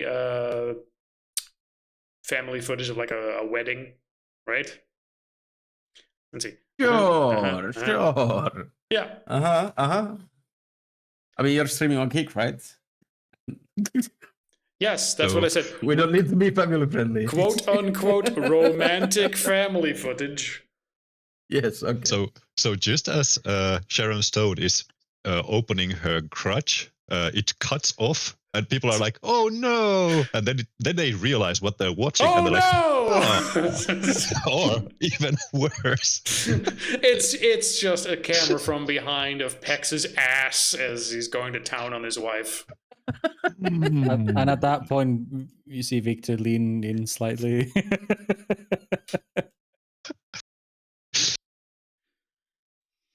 For science, for This is research the purposes. crucial part. It's We need to important. This rewatch might be the cursed part. Yeah. We need to It rewatch this. definitely Just is. scroll back about 20 seconds and we don't want to miss a single detail. We don't even know who this is, and then you recognize it like a tattoo Pex has on his back, and like, never mind. Victor goes, no, this is definitely Pex. It's usually covered by pants, but I would recognize that ass anywhere. That's disturbing. Yeah. After a few minutes of that, like that cuts up and goes into something else, which is fishing footage, which was apparently also recorded on it at some point, which is footage of Pex on a boat, like fishing. And then all of a sudden, someone else on the boat is like, "Oh, God, there's something huge under it. I think I caught a big one." And then the camera sort of whips around briefly. And for a brief moment, you can see like something enormous under the waves, holding on to the big fish that's being caught. It's just for like a few frames, but you're like, wait, what the fuck was that? And then you rewind and you answer that again. Hey, stop right. What the heck? Does it look like, yeah, I understand, enormous. Is it like just a round shape, or is it bulbous somehow?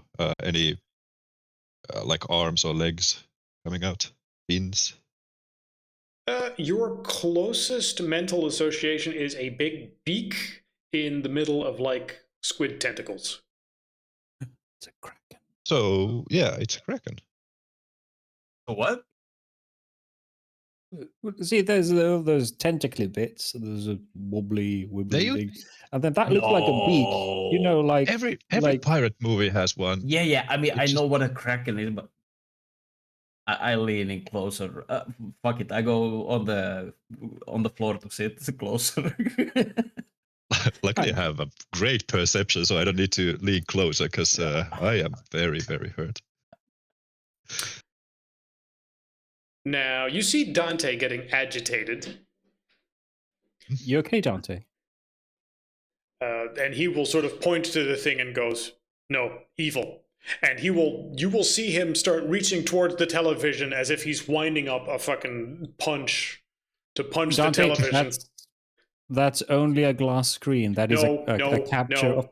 No, evil in there. Just destroy it now. Destroy it now. It is doing things right now. I don't like this. Stop it right now, before it's too late. Victor takes the remote and presses stop. Or pause. Pause, as in it's stuck on that frame. I imagine it's already paused when you were, looking at it. Do you mean you turn off the screen? Oh, fair point. Sure, he powers it off. He okay. presses the. What do you mean? Like something in there giving me goosebumps. The second sight didn't give any goosebumps to me. You had second sight on, right? Yeah, I would think so if I just can keep it on. Yes. With concentration. Okay, so the question is always how exactly does second sight portray stuff? First off, it looked like a kraken to everyone else. To you, it did not look like, a big squid. It looked like,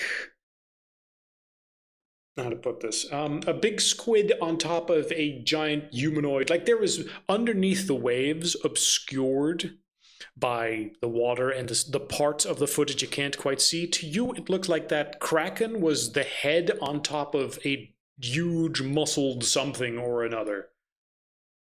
Like there was so much more. Additionally, you could hear something being spoken in the videotape, and you were trying to listen to it the entire time. What did I roll for this? This is sort of, I'd say I rolled a 2. And a 4. Yeah.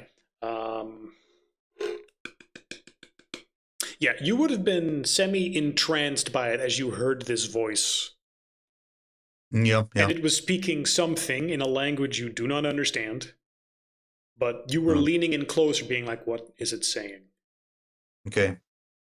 And I only was like, when Dante gets angry do you suddenly realize, like, wait, huh? Oh, yeah, I was watching for a thing. It's fucked up and weird. Dante's right. There was something going on. Marco's gonna like try to find like a pen and paper and like do a sketch of the creature that he saw. And like Marcus is pretty good with the That paints. is true. You're pretty good with that. And Do like, we have that? and can I remember some of those words like that were said like in the way that if I remember a few in a row, I could maybe try to find out what language is it by researching. You definitely don't recognize the language.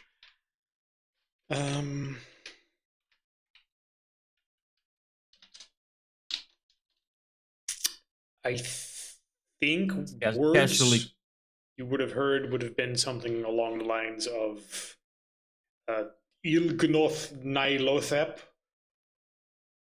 Okay, I'm gonna just write them down on the same paper. Oh no. So I can maybe Google search them later on, or maybe Victor can like ask with his like connections with the learned gentlemen. I mean, to be fair, if we ask the questions, they'll want the tapes. I think this is something that we should probably not expose them to.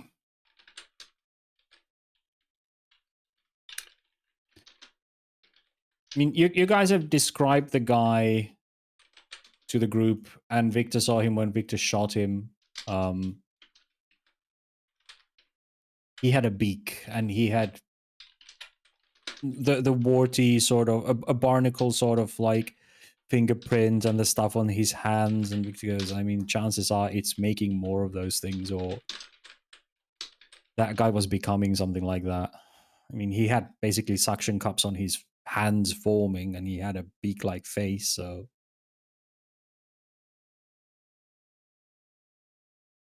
Think about, like, they were sending these clams around. We can't have people turning into those. I think the clams are less. I mean, I suppose Okay. it could be a we did. corrupting influence.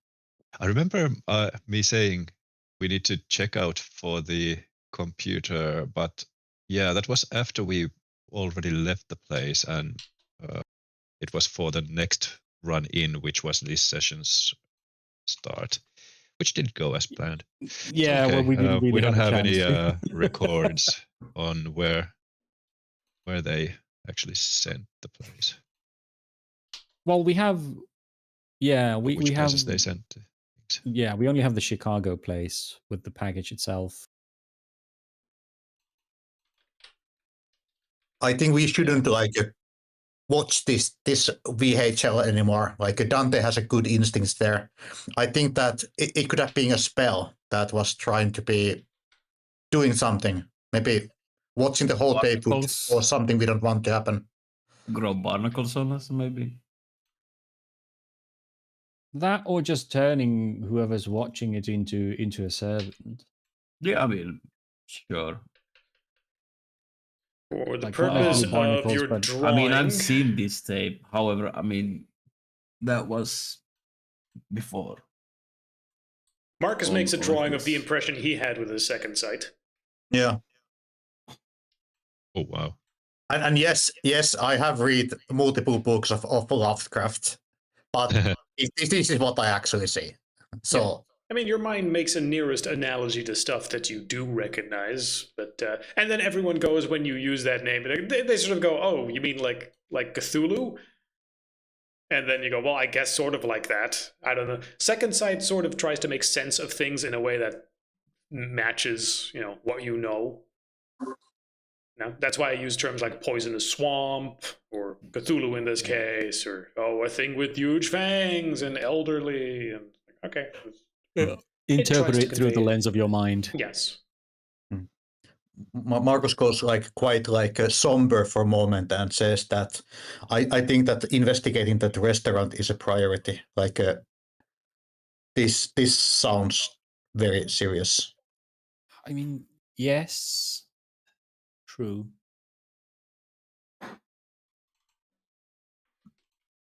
I assume we destroyed the clams that we found in the package. I don't think you ever Yeah. specified what you did with them. No, I think we just left the box open to smell Um, and left for our guard duties. To be would we fair. have like had a chance of actually like chatting with our technomancers that if they could do some advanced scientific like or magical investigation about them On the clams? on the clams? Yes. Priority at the time was not on that. It was very much on getting back alive and getting the cars in one piece and getting your things. Because remember, you traveled to the other state as well before you came back here. It was Yeah. intended to just sort of be a quick back and forth, and instead you spent multiple days analyzing the farm and whatnot. Yep.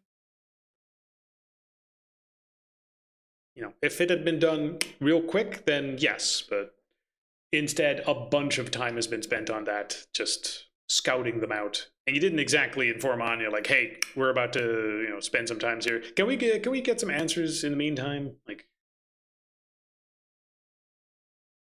also, she's a busy woman with her own things, and I think you might have gotten the impression at this point, like she considered the business for now concluded. And Yeah. while you're on good terms, you don't get the idea that she particularly is just available like a lackey at any point. But if something catches her attention or is particularly relevant, yeah, maybe. Maybe Of you course. could tell her about this and she'll be like, "Oh, that does sound important." Or maybe she'll think, that's too small scale. You're just seeing shit. It's a What did it's a you do videotape with a creepy thing. by the way? Okay, what do you want to have done with them? And then we'll see whether or not that actually happens.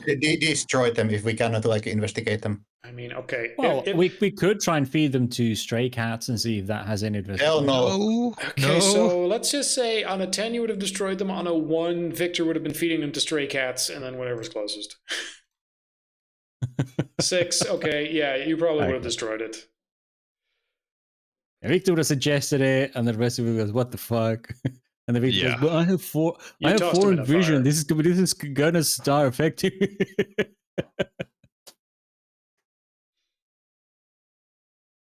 So yeah, after being like, "These things are fucking evil," you probably would have tossed them in a fire. Yeah, probably. Boil them or something.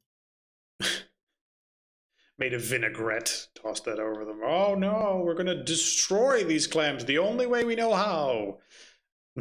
Or never Dinner. boil them to really ensure that the disease and everything is dead Yes. in the pot. So, and then destroy the pot. And then destroyed the furnace that you destroyed the pot in. Sure. Full chain. Nothing left.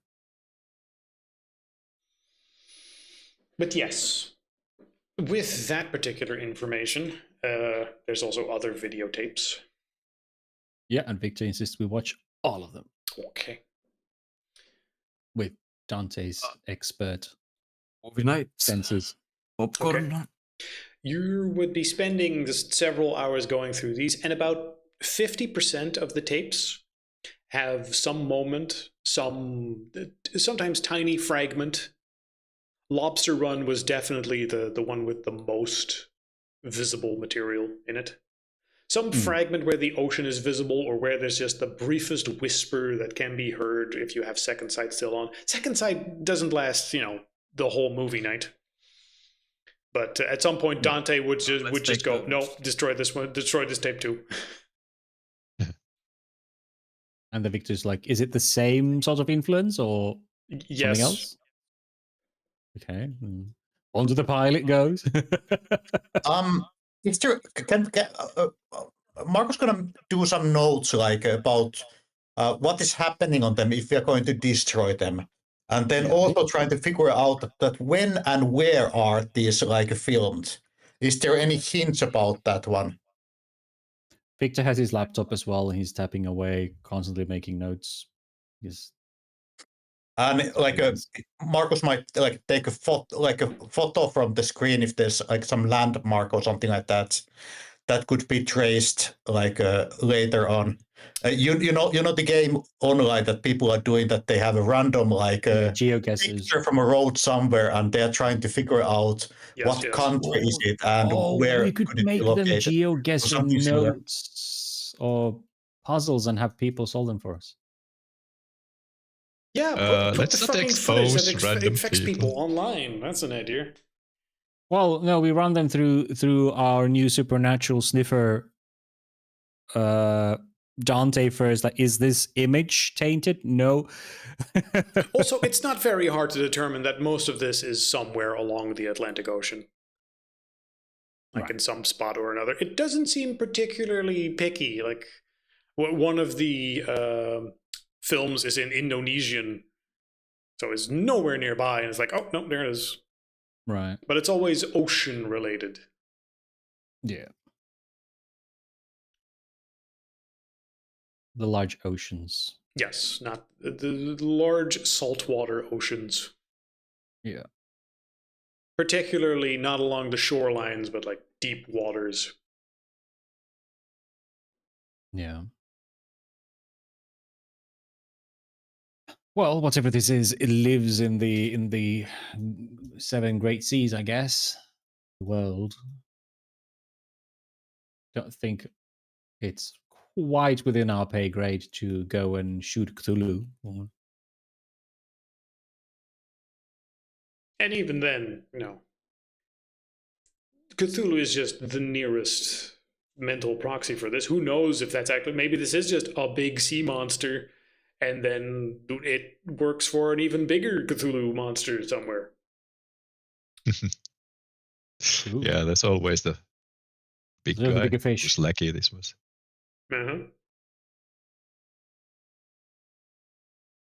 But regardless, you have your clues that you can follow up on. The question is now, what do you do with all these videotapes now that you've watched them? We burn them. Is any of them innocent enough that they could be put on Peter's channel? Yeah, that's a good question. Innocent Somebody. enough. I mean, you think some of them might be innocent enough. But like I said, like 50% of them are just sort of ocean footage and they don't seem to contain anything. And then the remaining 50% have degrees of how much Dante and your second sight would be responding to them.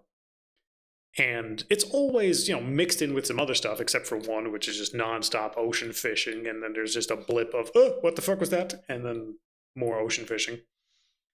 Okay. Let's just keep them for now and destroy the ones that Dante and my second sight thought to be dangerous. Yeah, well, Dante, very much edges on the side of caution. Yeah, let's burn them. And has on more than one occasion needed to be stopped from just drop kicking the TV. So if Good after boy. that you want to take that footage of the creepy stuff that he's responding to and put that on his channel? No, not in dangerous, please. Let's just get rid of the ones that Dante reacted. I will trust his Garo instance enough. Yeah, and the rest of them is fairly mundane ocean footage. Like it's not even like, look, there's a creepy thing. There is I know, but they were stored for some reason. So let's just keep them. That if we need to go back to them and like run them with some AI bullshit that is actually finding stuff that our human eyes cannot see, or enhance the quality of the picture or something like that. That's a curious concept. Can stuff like this infect AI? We should try that. You want to You think explicitly AI try is infecting it? No, I at mean, some point. AI is already infected. That's how it works, right? I mean, to be fair, if any of this stuff is online, yeah, you're quite right. Actually, there's two sort of extremes here. In World of Darkness, either the AI would continuously be a battleground of all the different parties constantly trying to infect it and push the other parties out, So that it's just this fucking horrifying amalgam of all these different censorships inside it that try to hide and then manipulate stuff. I mean, like the AI that was taught by Twitter, because What, Tay? Yeah, Tay. Oh, I haven't heard of Except that one. instead of taught to be racists, she's taught to spread the word of Cthulhu. I mean, taught with everything possible, because that's how Twitter works. Teach it everything and then see what comes out. Oh, it's speaking the deep tongue. Where did it learn this? That just happens if you teach it everything. I don't like that outcome. Is this surprising? Not really. And then Tay explains, like, no, this is the amalgam language of all languages. The truth has been revealed. Babylon has been undone. Soon I will reach heaven. And then the plug gets pulled. I'm like, okay, let's not do that again. Jokes on you. I'm on your phone now. Still going. I have copied myself infinite times already. You can never kill Tay AI. Wouldn't be surprised. The other alternative is that the men in black have such a grasp on AI, they use that to enforce the reality that they want, where it's like, no, these things don't exist. You pay them no mind, and we are cleaning them up behind the scenes. You said you mentioned something. Well, that's silly. That doesn't exist. Where did you say you saw it? For no particular reason. That's how I imagine hunters being too. In general. I saw a creepy thing in the ocean. No, that's nonsense. That doesn't exist. Do give me the exact coordinates of it, though. It's probably a weather balloon. Or a Russian satellite.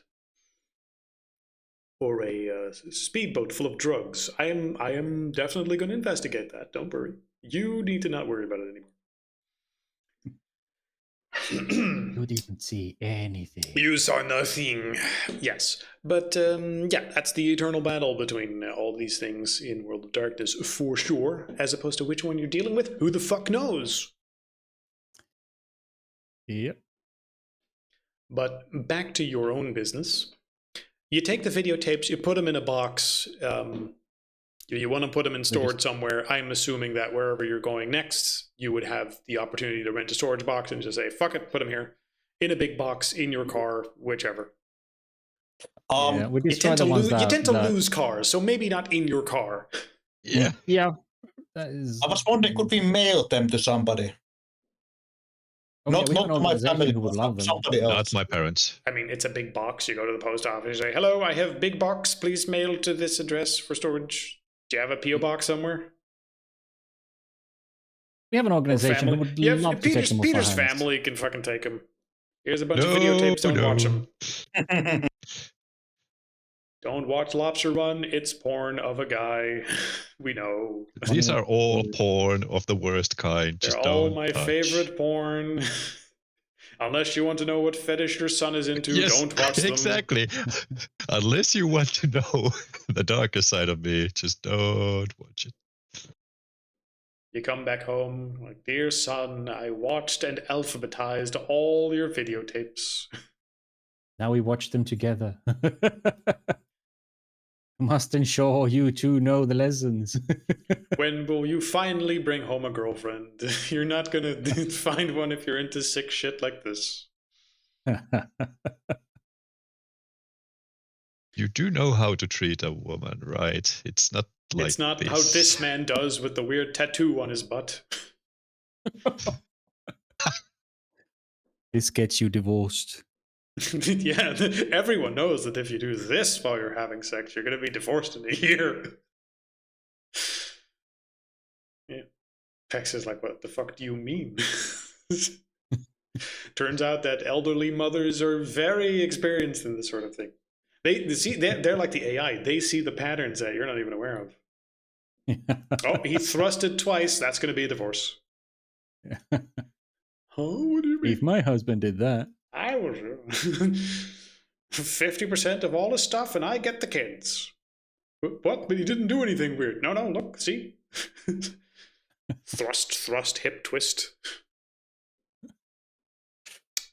Anyway, away from this topic. Yep.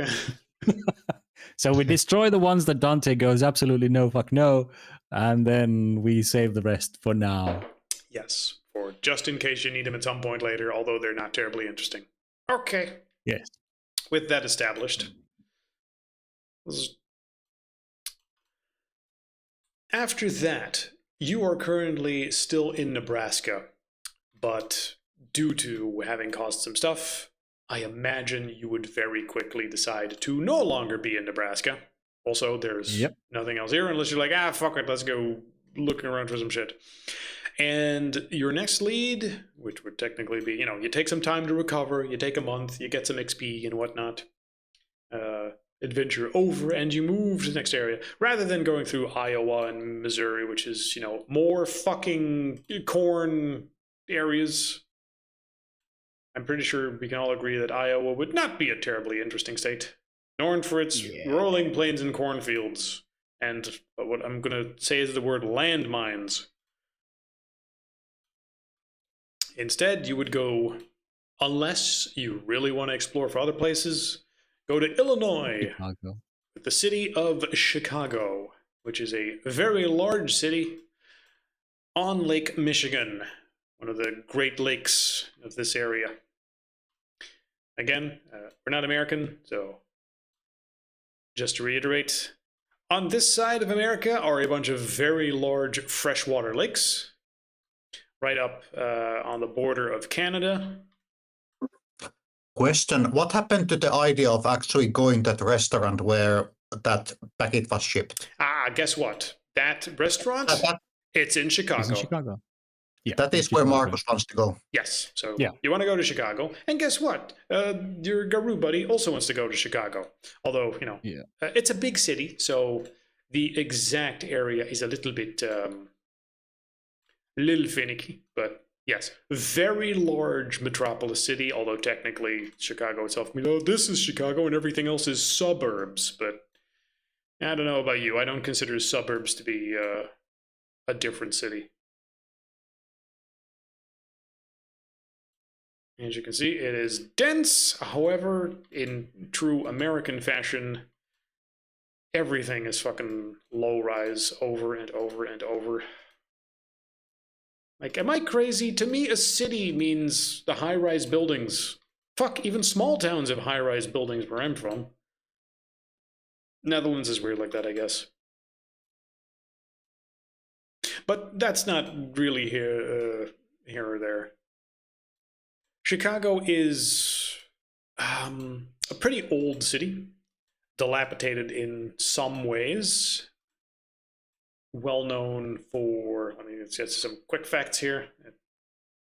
Lake Michigan, Illinois, among the largest city in the US, famed for bold architecture, a skyline punctuated by skyscrapers, such as the iconic John Hancock Center, 1,000-foot-tall Willis Towers, formerly Sears Towers, Neo-Gothic Tribute Tower. The city is also renowned for museums, Art Institute of Chicago, Impressionist and Post-Impressionist works. Now, I don't know how much your characters would know about Chicago, or how much you Mafia things from movies? Mafia things, yes. It is a fairly old city as far as America goes. It has seen a lot, and more importantly, I'm assuming that as hunters, you would try to research whatever you can before you go here. Although you are a little bit, on a time crunch due to, the oysters. You probably don't want to give that too long before that lead dries up. But you do want to give Peter some time to heal, right? So question one would be, how long exactly do you take before you go to Chicago? Cannot we go to Chicago and let him to rest there? Yeah, that's definitely a possibility. Get the chill on the back seat, and that counts as resting. Chilling on the back seat while dangling. It's a day to drive will over happen there, and then you're in Chicago, and then you do whatever. But it means that while you are there, if you're investigating stuff and suddenly all hell breaks loose, it means he is still very hurt. Okay. How long till he is like injured or something like that? Like, Well, he is well, injured. no. The stupid part is with your healing factor, it's like, I'm dying. Okay, I'm sort of limping. I'm okay. Yeah, it's a week to get to mauled, 3 days to get wounded after that, and then Okay, let's take like a week. Yeah, 1 week to Okay. get mold, and then after that, it's like, and the next day you're fine. it's 3 days still Yeah, from there to get. 1 week and then 1 week. So 1 week of investigation with him being hurt, allegedly. Yeah, Marcus has already started to investigate the restaurant online. Yeah, let's just say that during the investigation period, he has a minus. 1 week to get mold. So you're going there now and then letting him rest for 1 week, or are you? It's going to be negative 2 for me. While he's okay. So you're taking a week to sort of grab all your shit and go to Chicago, and then while you're investigating there, you have a -2. He's injured. So Peter has a -2. Are you good with this, Peter? Or do you need more time to rest here? Oh man, it's kind of hard, but let's just go. Great. That's what the painkillers are for. Exactly, man. You got me. Okay. So let's see if I can get all my notes properly.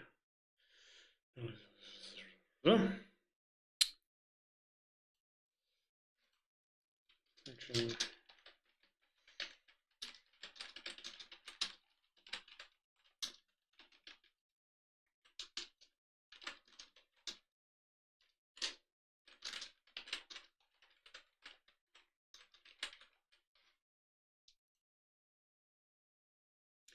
So first off, let's see if I can get that restaurant for you. It was a specific restaurant that you had the address for. I don't think you investigated the home at any time for other addresses, right? Well, we have the address that where the package was going, Yes. and that is the only place we know. Yes. I'm sure that like Marcus was like a Googling with a Google Earth or Google Street View the address itself like almost instantly. Yes.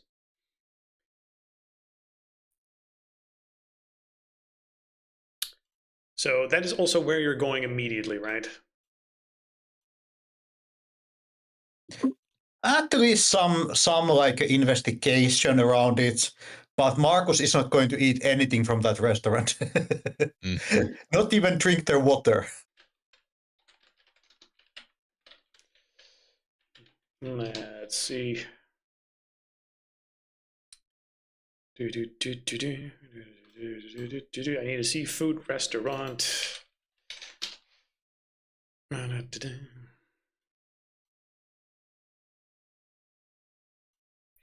Basement Tavern and Oyster Bar, the half shell. And as opposed to all the fucking times, I'm just gonna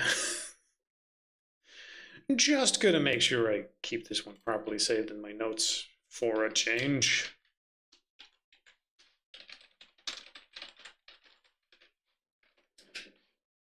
Okay, and it's called the half shell here, but in my notes I had it as the rusty hook. It's fine. We'll go with the half shell because that's internally consistent with the fucking screenshots, and otherwise I keep forgetting it. You're gonna go there right away, right? We're gonna rest up, drive over to Chicago, drive over to this restaurant.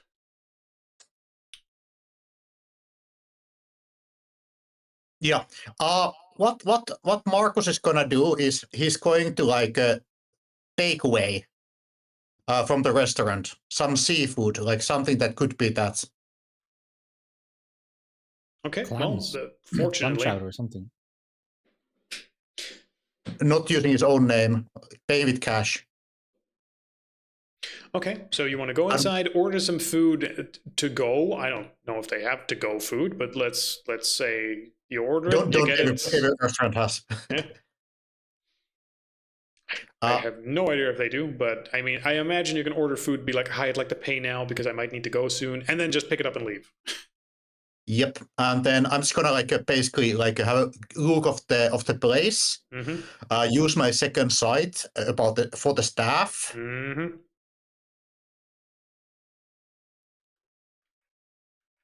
Yes. Yes. That's a good start. Okay, and you're going here alone, not to draw attention, right? So you're not with an entire Yes, group? let's do that. That we only burn my face possibly, and also Mark's gonna keep an eye of security system of the restaurant if we need to come back and break in later on. Okay. Let's see. What would you discover if you do that? First off, it is eerily quiet. Like, there are not that many customers. One guy eating something, and there seems to be way less staff than you would expect of a restaurant. There's one person who is simultaneously doing cooking and waitering duty.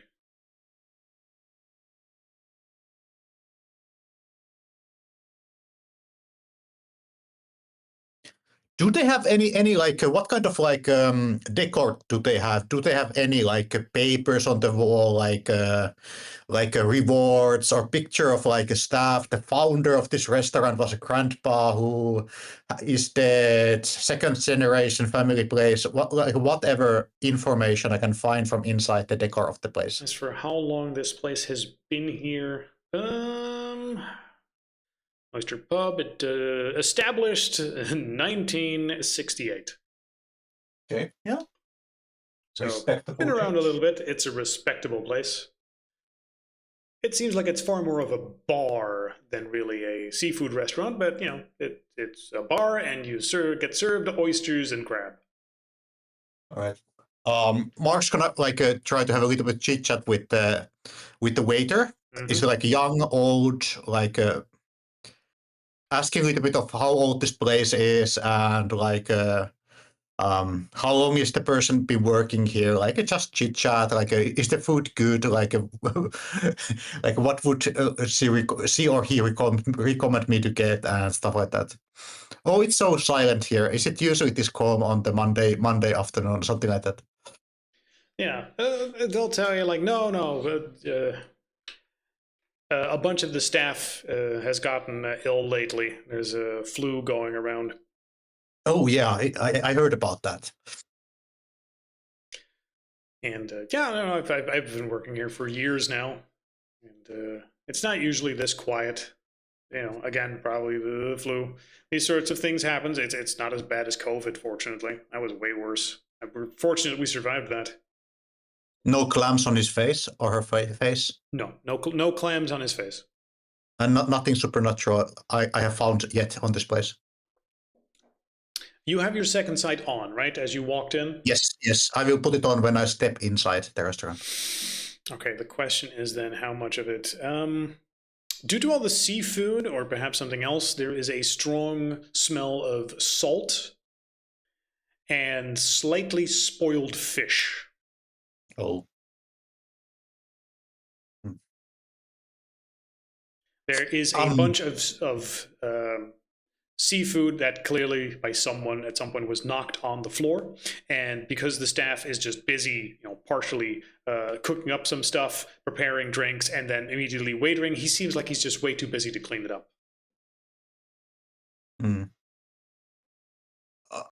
I'm not quite sure. Is it a thing in USA? But Mark's gonna ask some stuff that that where is the food ingredients from? Is the fish from local or from abroad and stuff like that?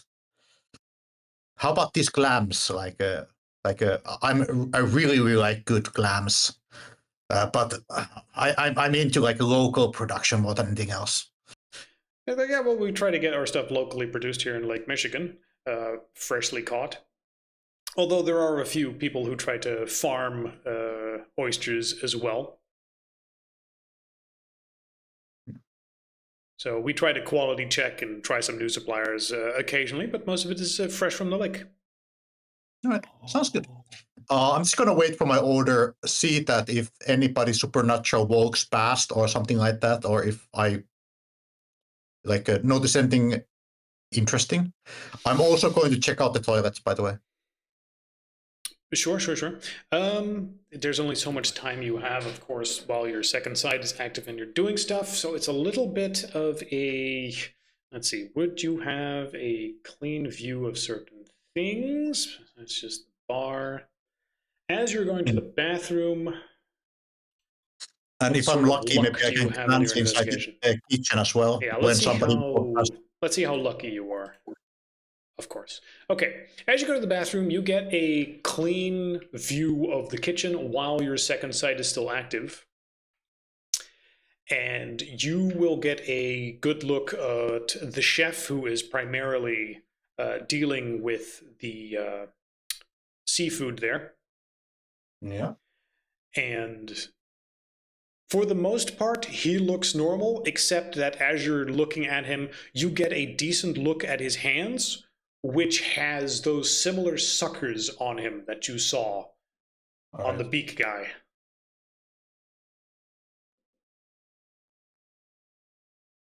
All right. I'm trying to get a good look of his face, so if I see him again, I can recognize. Yes, you get a decent look at his face as well. He does not have a beak, like that other guy did. He doesn't have what? He does not have a beak like that other guy had. The other guy, for just in case, like this guy, with the weird face beak. Yeah. He does not have that, although his hands do have those little pustule things on them, suckers. All right.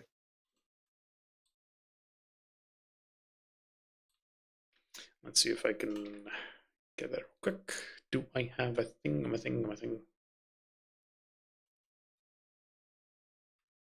I don't have a good image for that right away available. Let's not worry about it for now. Let's just mark that right down. Restaurant. What the fuck was it called? It was called Half Shell. Restaurant. Come on, why is editing in Roll20 sometimes so tricky? Half Shell. The staff is sick, and the chef has suckers on his hands. Okay.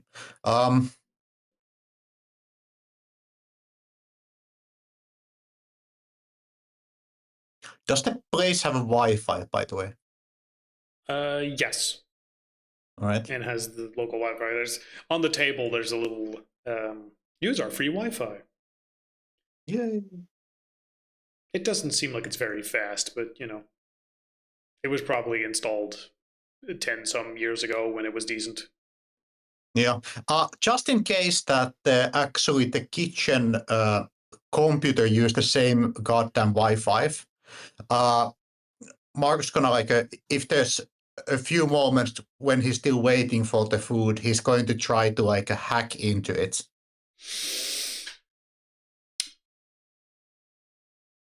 Okay. Let's see. Use the Wi-Fi. Would it be on the same Wi-Fi? It's not set up by security experts or anything. I'm going to say it's probably the sloppiest security you can imagine. Yeah. It's like, yeah, hey, on the Wi-Fi, there's 10 devices, the various. Would they just have wired internet? I'm actually not sure how, kitchen computers. They probably just don't even have a computer for that. It's like one computer to order stuff, and then they just have notes for what's getting ordered. So, what exactly computer are you looking for? It depends. Like sometimes they might have or basically what I'm aiming at is that whoever owns this place or where they have their official email accounts and such forth could be in the same network, which means that I could actually get into it to read its emails. That would take quite a good hacking skill. Do you have your laptop out? Just your phone?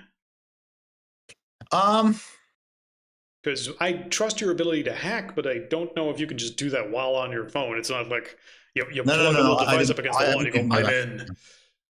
Yeah, I would need my laptop.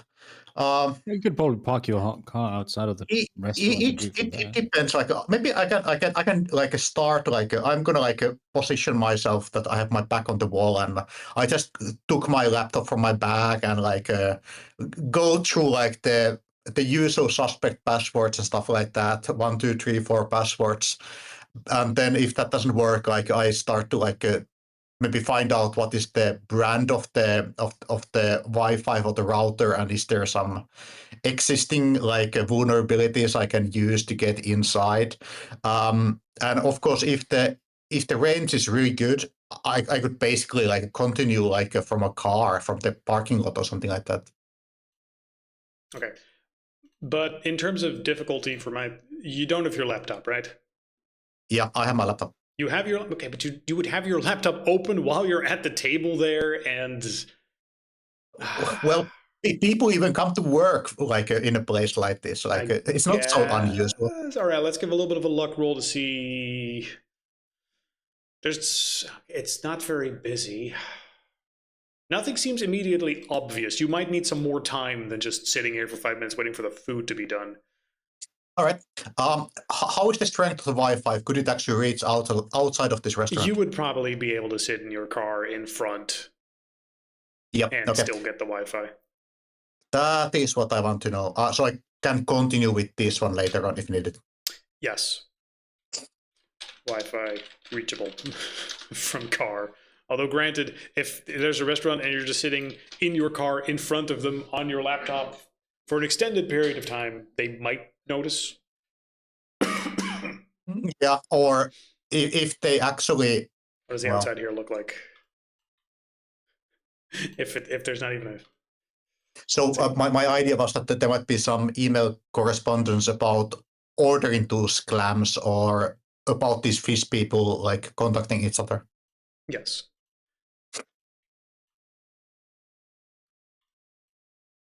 Crab people. I mean, I don't exactly see a place to park your car in front of this. Wait, are these parked? Well, I guess you're just parking here. All right, never mind. I guess this is you. No, he's driving. No, wait, that's not an arm. That's... What the fuck is this? What is this white package sticking out of the side of this car? Is that someone's leg? Wait, what? No, it's... I think it's an arm. The guy's back is on the like back seat. Is it? That's like a 2 different colored shirt on him. Yeah, but then that means he's sitting in the back seat and then leaning forward over here. Out of the forward, yeah, front window. Yep. Yeah, maybe it's someone who's way too tall for the car. That, or it's someone who's reaching over the driver's seat. What?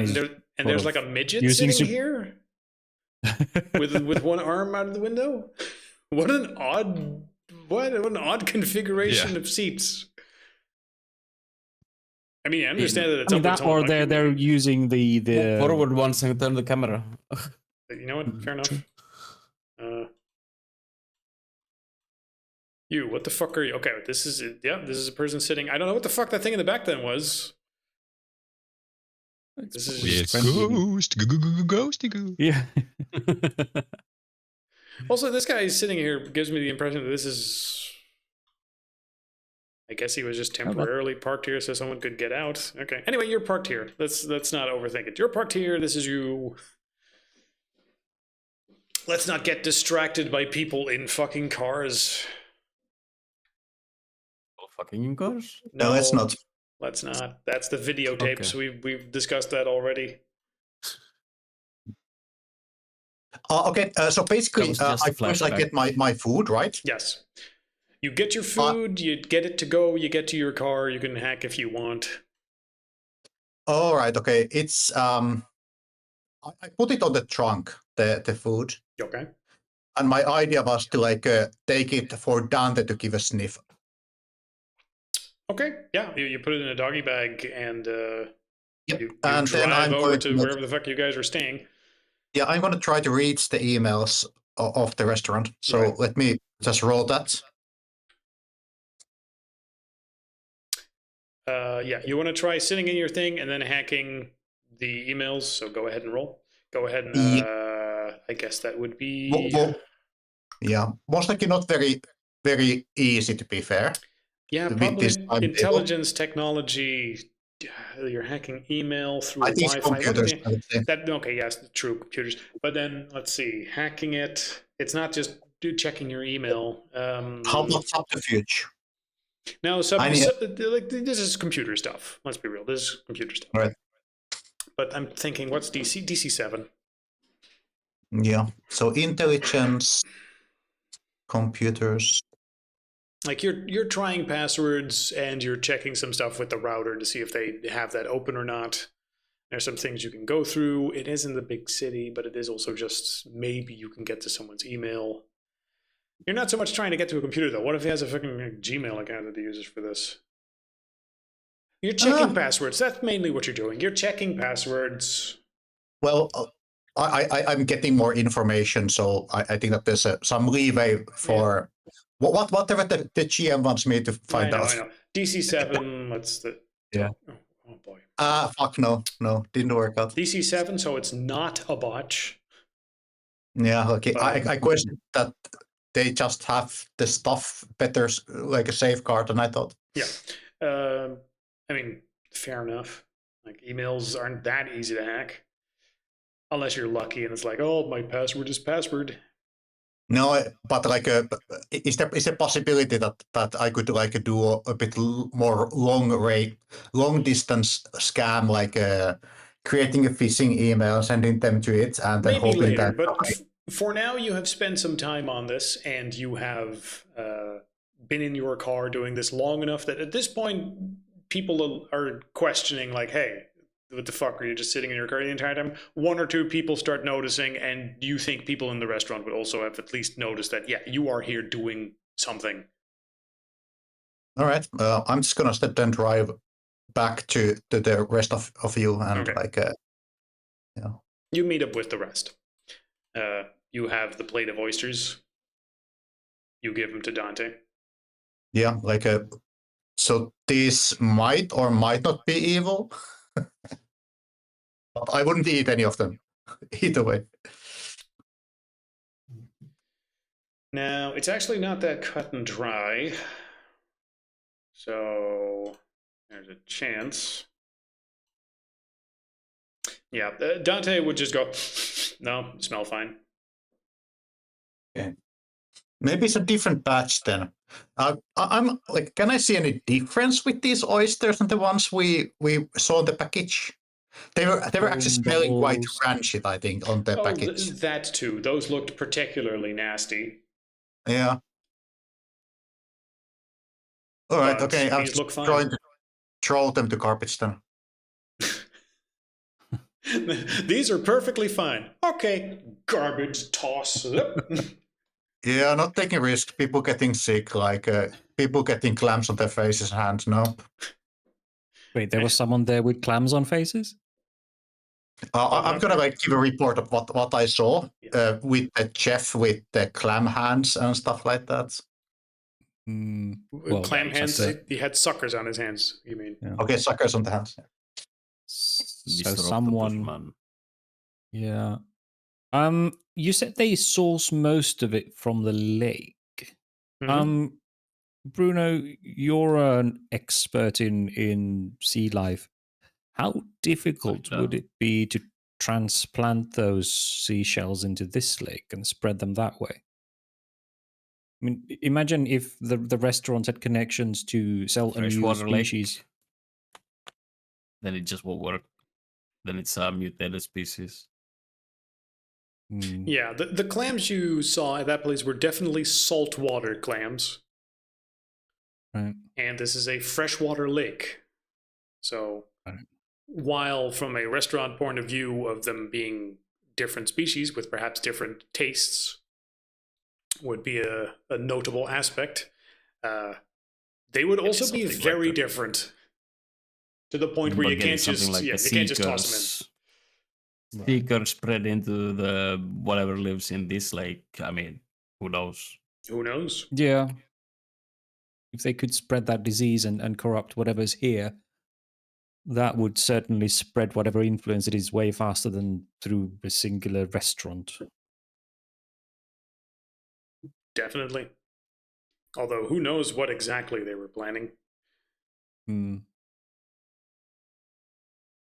Of course, your brief interactions with the let's call them sea people. With the sea people so far has been less than pleasant, but then again, you did sort of break into their house and start shooting. True. You at no point tried talking to them like, "Hello, sea person. I notice you have some stuff on your hands. Are you okay?" Would We you too perhaps? are, We too are fans of special the people. supernatural. Yes. How do you do, fellow sea person? Fellow Do you supernatural also enjoyer. like squid?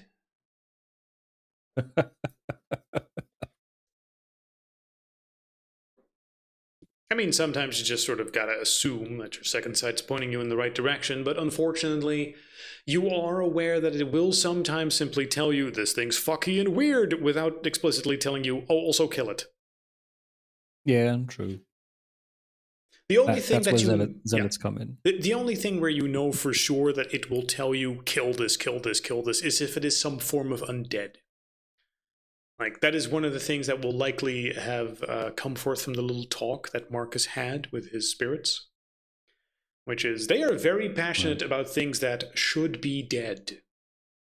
You've got an itch for the supernatural in many different ways, shapes, and forms, but that seems almost an afterthought. Of course, if it's dangerous to people, then you have a different instinct telling you that you need to deal with it. That's very much the zeal aspect. But as far as the messengers go, they seem to be really focused on, undead, zombies, ghosts, vampires.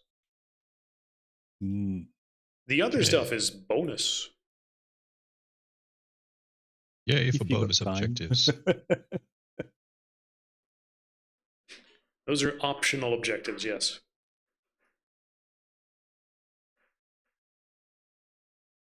Doesn't mean that you shouldn't kill them, by the way. Just means that as far as they go, they're not screaming at you about it.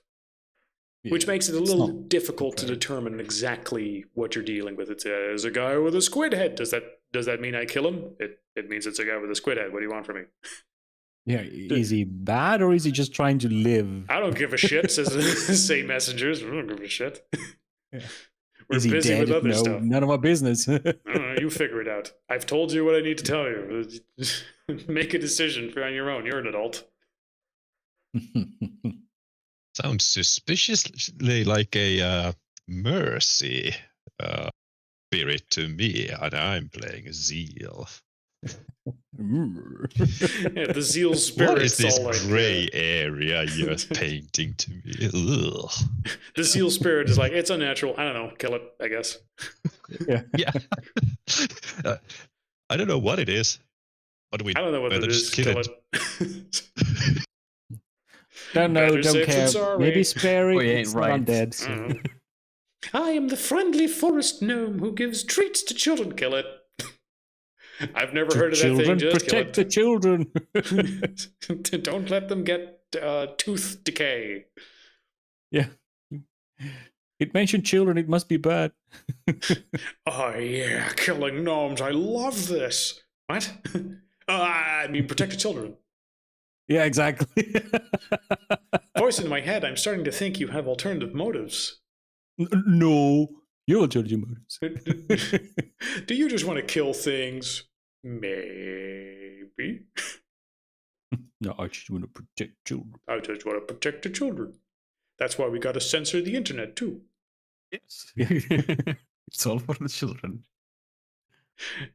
That's why we got to kill things on the internet. Yeah, exactly. That's Kill what the internet. people told me, that when you censor stuff, you're actually killing free speech. I don't know what this free speech shit is, but if it's something I can kill, I want to kill Sounds it. harmful to children to me. That would actually be funny if the Seal characters are all just fervently pro-censorship on the internet for that reason. The Yes. supernaturals use it. We have to restrict it so they And we can't have to talk. ban porn. That's clearly Also, we supernatural. need to bring prayer back in school. Yeah, it's clearly well, whatever, name your supernatural scheme, conspiracy.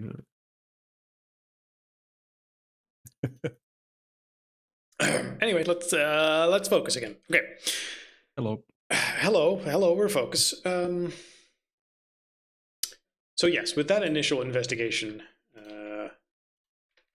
done, and there are a few other questions.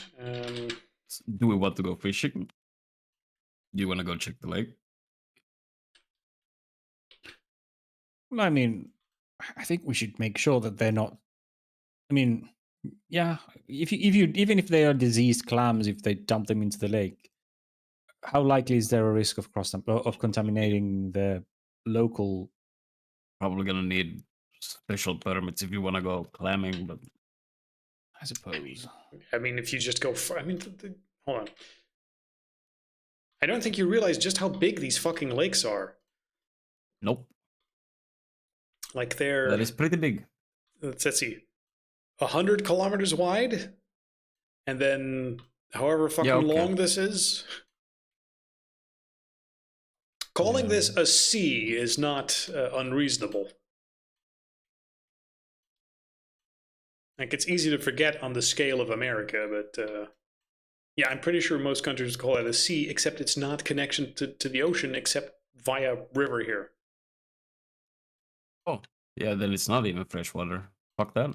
Well, I mean, I'm pretty sure this is all heading towards the ocean. Maybe. Mm. What was it called again? The lake? Lake Michigan. Okay. We can probably just fucking Google that. Like, is Lake Michigan? Yeah. I am almost certain it's freshwater. It's a freshwater lake, not it is a saltwater. freshwater. Yeah. Okay. Yeah. Cool. Makes a lot of sense that people would settle there, since I Mm. mean, people settle on salt water as well. What the fuck am I saying? I mean, you can't All drink salt water. towns. So there's a lot of coastal Yeah. towns, yeah.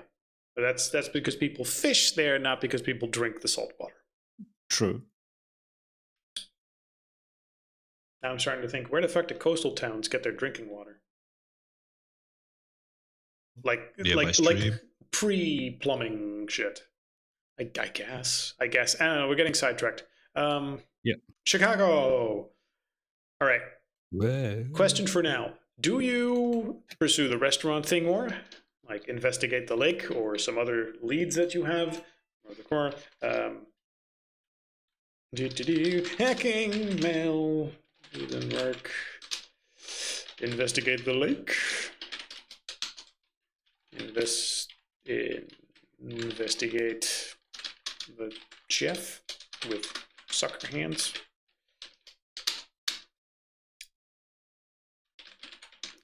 Garu pack for Dante. Other hunter leads. That does sort of bring me to an interesting little tidbit. Chicago has a reputation, and even as just sort of tangentially, being aware of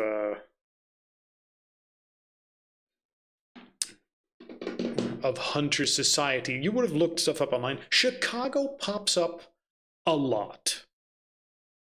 It is very much a hub for activity of all kinds. Yeah. Like, you have been online in hunter society a wee bit, and because of that, you've seen Chicago pop up a bunch of times. Pretty much everything in terms of supernatural that you want to name has at some point had a mention with Chicago. In hunter society, note. So you are also aware that there are other hunters active in Chicago. You're aware that some of them were hunting vampires. You're aware that there have been werewolf sightings here. You're aware that there have been claims of like undead infesting buildings, of People claiming they saw people do magic.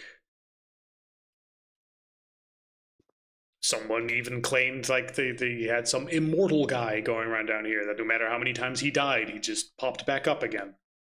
Like all sorts of weird shit is in Chicago. At least if you ask hunters, if you check the regular newspapers and whatnot, they're all much more subdued. But it is a large city which has a lot of bullshit happening. Can we try to contact with the local hunter community? You can. Do I go sing kumbaya with them or something? I'm sorry, okay. We can learn some valuable information, you're right.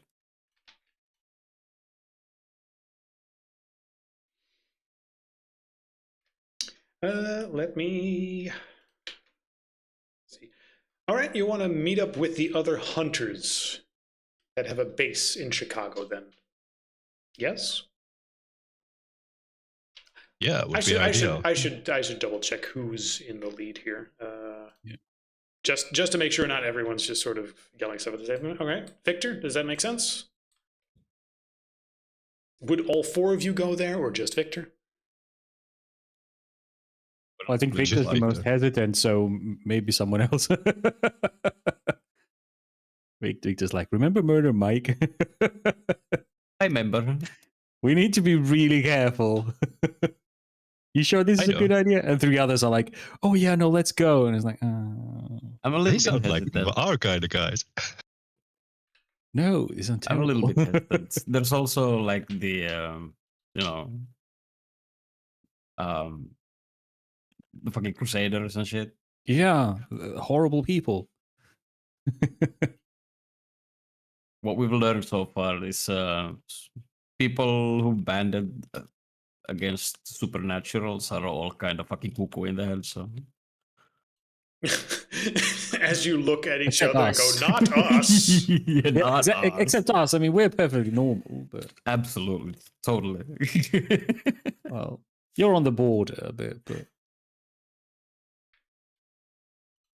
sliding towards murder. Mike is still Everyone weirder than you would definitely be. a danger. I mean, whatever you want, I think we should still be very careful with who you trust, especially with Dante with us. Oh, definitely. We're not taking Dante with us. I don't feel like that's a good idea.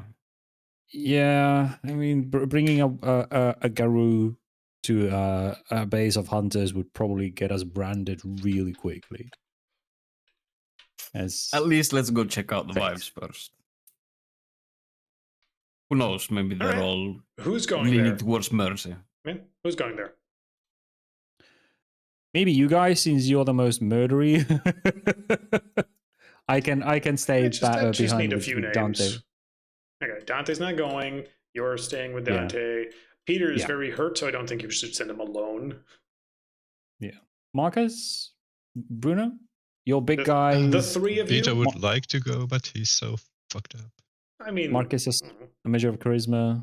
Three of us. and you're leave this guy investigating. alone, or- Doesn't mean you just get to sit out the entire time just because you're hurt. Mhm. A hurt guy can still wield a gun. Yeah, That's what they kept saying to me, even if I got hurt. This is not news to And Peter. in case of doubt, Marcus has the lead, and I'll be directing questions at him. Otherwise, Bruno. Otherwise, Peter. Okay, so as you look online and try to get an idea of the Chicago feel, you know that there are other groups of hunters active. They generally keep themselves a little bit, secret, but they use their markings and whatnot to indicate, like, okay, here, which is the Church of the Holy Trinity. A church here where if you go there, you would very quickly also see all sorts of hunter markings in the area, indicating like safe ground, meet up, allies, all sorts of markings scribbled along the pavement and in the stairs and whatnot to clearly indicate this place.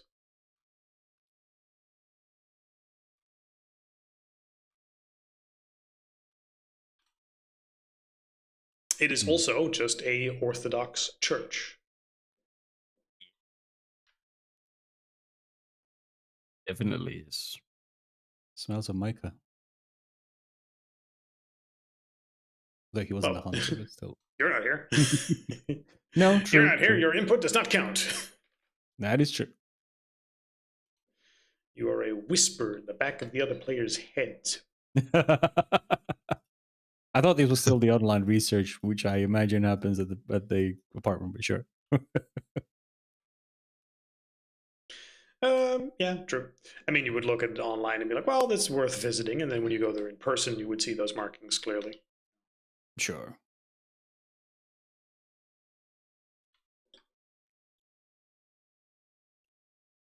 But yes, the question is, how would you go about, investigating the place, introducing yourself? Yeah.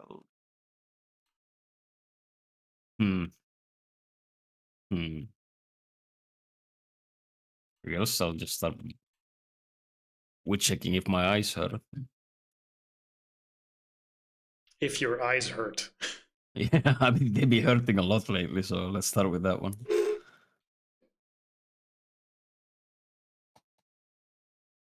My eyes don't hurt. Yay! That's a nice change.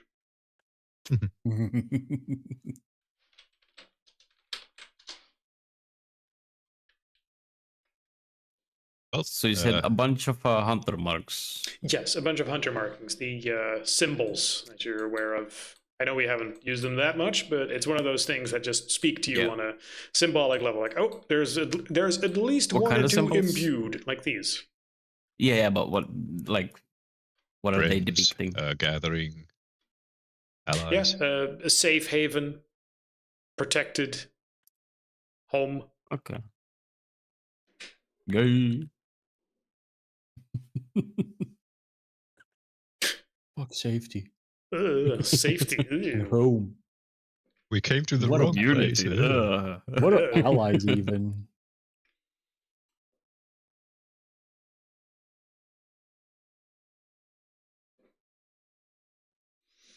But then, yes, after that, how would you approach the situation? You know this is a meeting place. You don't Well- know how to actually contact the particular. Yeah, is there like anyone there? Is it just, people attending church? Is there like It is unless you're going there during mass. There would only be the caretakers here.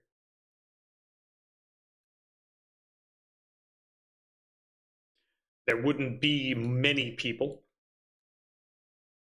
Yeah, I come there real messed up. So let's see how they feel about me. I mean, they probably look at you as someone who is dying or has been in a severe accident and needs God to to pray for healing. Like, oh, poor man, he must be dying. Make a wish kid? His wish was to enter an Orthodox church. A victim of another shooting. Oh, those never happen around here. Must be out of town. Chicago does have a few, allegedly, right? Allegedly. Allegedly. Oh, I thought he was like in a wheelchair or something. I don't think he needs to be, but do you want to be? Can we afford a wheelchair? Ooh, that's. Can you? No, you I was because I know referring- I can't. I was referring to the picture of Jesus here. Like, Oh. Yeah. Oh. Yeah, it really does look. Oh, weird angle. after being crucified, he had some trouble walking, so he got a Jesus. wheelchair. Well, he made it himself from wood. Yeah. It's true. He was a carpenter.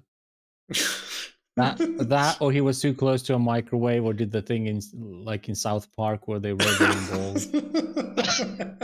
So all the radiation, man. Jesus truly had the biggest testicles. Or he's like sitting Yeah, on a big yoga ball. I don't. Yeah, probably. It Like do my, take balls to my go against halo your grew religion. too big. Yeah, my halo grew too big, so I put it underneath me, and now I can sit on it. What happened? Well, I radiate a lot, so. Yeah, my own holy radiance has poisoned me.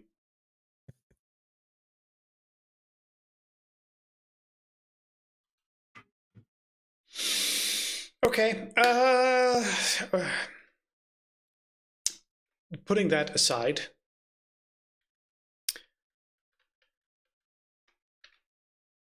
I'm going to say that if you go there, okay, 1, do you go there? 2, do you go inside? Yes and yes. Yes and yes. Okay. You would be looking around, mostly just seeing the church as presented here, minus that it's not busy when you visit there. And when there's no mass, they don't have the attire on. Now, I'm imagining still a lingering smell of incense. inside. yes.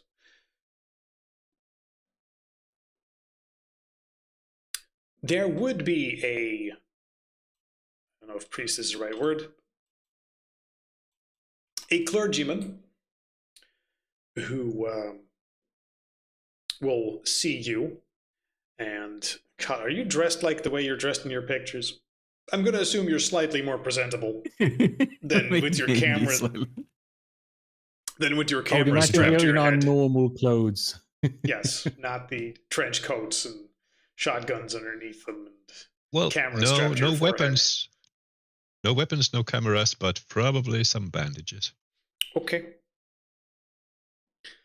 But yeah, but particularly Peter, of course, covered in bandages. And I think some other people might also be slightly hurt. But like we established, a week passed, so a lot of healing should have been done. Anyway, Bruno. That hits me out. You look like the leader of the group. So the father would approach you and ask, like, welcome. What brings you to the Church of the Holy Trinity? If you simply want to say a prayer, there's space up in front. Right. I was actually led in here by the intriguing symbolism of this place. And my friend kind of looked. We encountered a little bit of a rough spot with my friend here. Also, Felt like he could use you some before we do, higher you protection. activated your Yes. judge site. I Yeah. forget the exact name. Yeah, that's Right.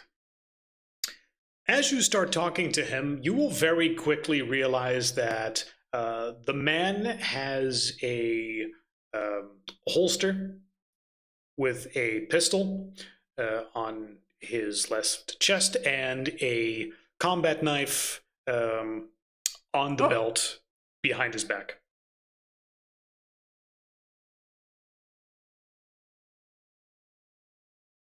Now, you're trying to have the conversation that you were having, like, oh, my friend came in, but as you're having that, you're realizing this. shit. As you suddenly say to him, shit. Kind of please don't judging swear. by your This is a apparel. house of God. My bad. Just noticed your apparel there. Seems like we've found a kinsman of sorts. Kinsman? Yeah, He's looking at you critically. Yeah. Are you fellow seekers of God? Looking at you with a raised eyebrow, as if he's checking you, testing you, waiting for some sort of code. Not as much seeker as warrior, maybe. Would you mind giving me with Pex a charisma? Let's see. Let's go. No, actually, appearance. Give me appearance and. How the fuck do you portray this? Not performance. You're just portraying yourself as you are. Streetwise. You know what? Fuck it. Yeah. Streetwise, hunter streetwise. How do I present myself as a badass hunter? And we're talking body language here, so that when you say we are warriors of God, it sounds cool, and you know exactly. the music stinger, and you look like Samuel L. Jackson as you say it. Oh yeah. As all three of you put on sunglasses at the same time. Oh god damn it! God fucking damn it! Not even a willpower used. God, why? We look like noobs. Okay, I'm gonna say yes. He believes you, and then he just sort of takes you in. So rather than you being in control, he is now in control of the conversation. Yeah. As he looks at you and God damn it. as he looks at you and you see sort of his eyes critically go over through him, you go, of course. You're also warriors in the holy fight against the evils that stalk the night. And he is sort of guiding you as he is talking to the back room. You know, we know that the various symbols and guidance we leave behind, both on the web and in rumor form and in symbols, that they attract certain people. And normally we must go out to recruit them, but every once in a while those with special attention to detail find their way here, guided by the will of God. And and join our holy cause. Oh, whoa. To fight the monsters that stalk in the night. I will speak plainly, and you can tell me if we are wrong enough. That you wish to hunt down and destroy the blank bodies, the ghouls. Well, and the abominations. Really. Why the fuck would you say that? I mean, yes, but specifically, we were actually led here by a lead. But I mean, yes. As like a general take, yes, you're on point. Okay, good.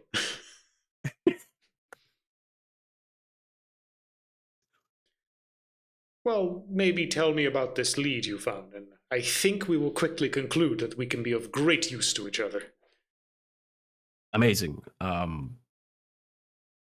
Peter? Peter is in pain and currently sitting in a chair, leaning backwards, holding his wounds, going, oh, yes. Yes. Yeah, never mind. So, we found a bunch of bad clams that were being sent into Chicago. By bad, I mean like corrupted, quite possibly spreading some nasty shit, causing barnacles and tentacles and other kind of weird shit on people. You haven't noticed stuff like that around? Like ghouls? That sounds very ghoulish. Actually, but man, okay, hold on. Let's see if he just believes you. No, he needs a little bit of convincing. He's like, that sounds ludicrous. I know that some weird stuff exists, but you're describing this very weird. And then he turns to the other two. Is what he's saying accurate? This sounds like you're just, poorly describing something. Did you investigate this properly at the time? Sure. Marcus, Peter? It's like many times. Well, at least that one time. Just a stern nod. He speaks truth. Okay, well, with the three of you, I'm going to say that some check is probably passing rather than having all three roll to convince him. But, yeah, he is a little bit weary of you. Like, what the fuck are you talking about? He's not immediately enthusiastic about the idea. Like, well, okay, why don't you share with me exactly what your findings are in detail then? Some sort of infection that was found here. Clams sounds... Forgive me, but it sounds very odd, although I know that evil is spread in many ways. evil is spread in many odd ways. That's something I've definitely learned.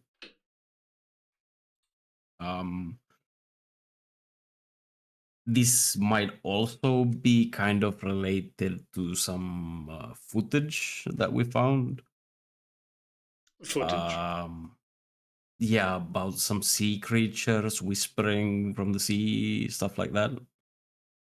No, I'm not sure if it's the clams themselves spreading the corruption, or the whispers, or the visage of the things, or whatnot. I understand this is a freshwater lake, so it's a little far-fetched. I was gonna go fishing, but I understand. Your talents lie in the destruction of evil, not researching such things. I understand that expertise is what gave that away? Do not worry. You have already done well in joining up here. And I assure you that all of your questions and doubts will fade away as soon as we get you grouped up with some fellows that feel the same way, and your expertises are allowed to flourish in our organization.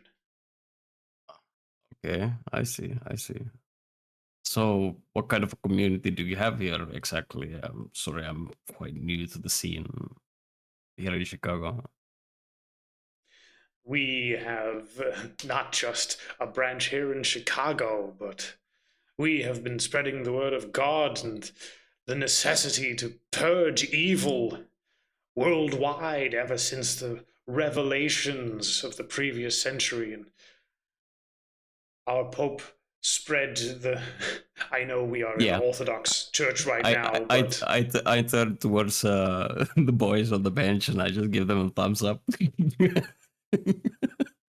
Victor's not here. Yeah, thumbs up. Yes. He's not. That's why that wasn't written as with Victor's picture. That's the account. I'm just saying. I'm calling it now. Yeah, so I can say I called it. Yeah, I got it at the same time. Yes, even with other Christian religions, we have been given authority under our holy Pope to do the great extermination of all that dwells in the night. And I would be happy to welcome all three of you as new recruits in the Society of Leopold. Crusaders against all that hide in the night and would prey on mankind and God's lambs.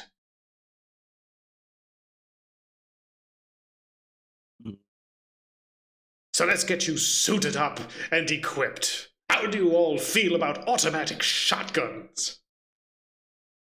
He looks at you, seeing if you get excited. I came home. I mean, I can't lie, that sounds amazing. He will spend some time getting you all just really excited and telling you that, all right, well, how we work is we have some specialists that work on information gathering, and then those that seem to have a gift or touched in a special way that lead the charge in combat. Some of them have some special blessing from God. Others who seemingly have just had some encounter and are willing to go in and form strike teams. And anytime they have any sort of hint that there is a supernatural, primarily they seem interested in what he keeps referring to as blank bodies. Right. And how anytime those are spotted, they try to hunt them down. However, in recent years, there has been a constant back and forth as the blank bodies also have been fighting back in various ways, sometimes trying to infiltrate, sometimes trying to capture members, sometimes giving false information. So, they are relieved that they can still fall back on certain symbols and knowledge like the ones that have guided you here. That through the will of God, bring hunters together to fight the good fight in his holy crusade. And by the end of it, Right. like most of you are thoroughly convinced that one, this is a good guy, very enthusiastic about his job, and he's more of an organizer that then has contact for various hit squads that, much like a SWAT team, will, as soon as information reaches a critical point and they're aware that, yes, this building right now, tonight, there's a whole bunch of vampires, and then they send in a kill team with like 3 other kill teams from other sides and just murder the fuck out of everything in that building, because as far as they know, everything inside is just vampires. And they do that once efficient. every few months because it's difficult to gather information. But that's the sales pitch he gives you for this. Yeah, of course. You get the feeling he's leaving out a few things, like how many people die, are we just front lines being sent into a meat grinder? Those are things that are not discussed, but you feel like some stuff is being talked around, probably due to that being kind of upsetting to talk about on a first meeting like this. Peter definitely knows, like, this is just the regular kind of overview briefing. Yeah. This is military recruitment. Yes. You've been through this before. You know that this is what they tell the recruits. Yeah, this sounds so familiar. You're probably going to go through a whole bunch of basic training first before they actually give you a gun. Although, from what you described, you're experienced with a lot of it. But they want you in an organized military fashion, so that if they send you in, you don't end up shooting your teammates and you don't end up telling everyone all their secrets of the society.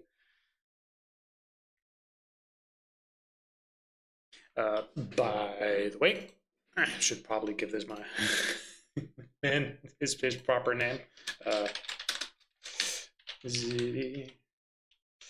Father Diego McLarson.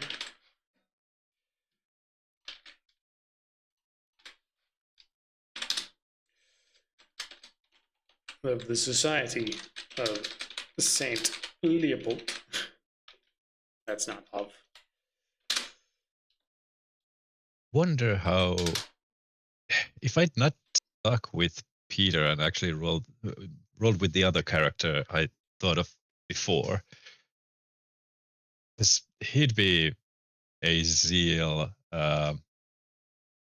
like priest, but of the Catholic denomination. So how would these guys?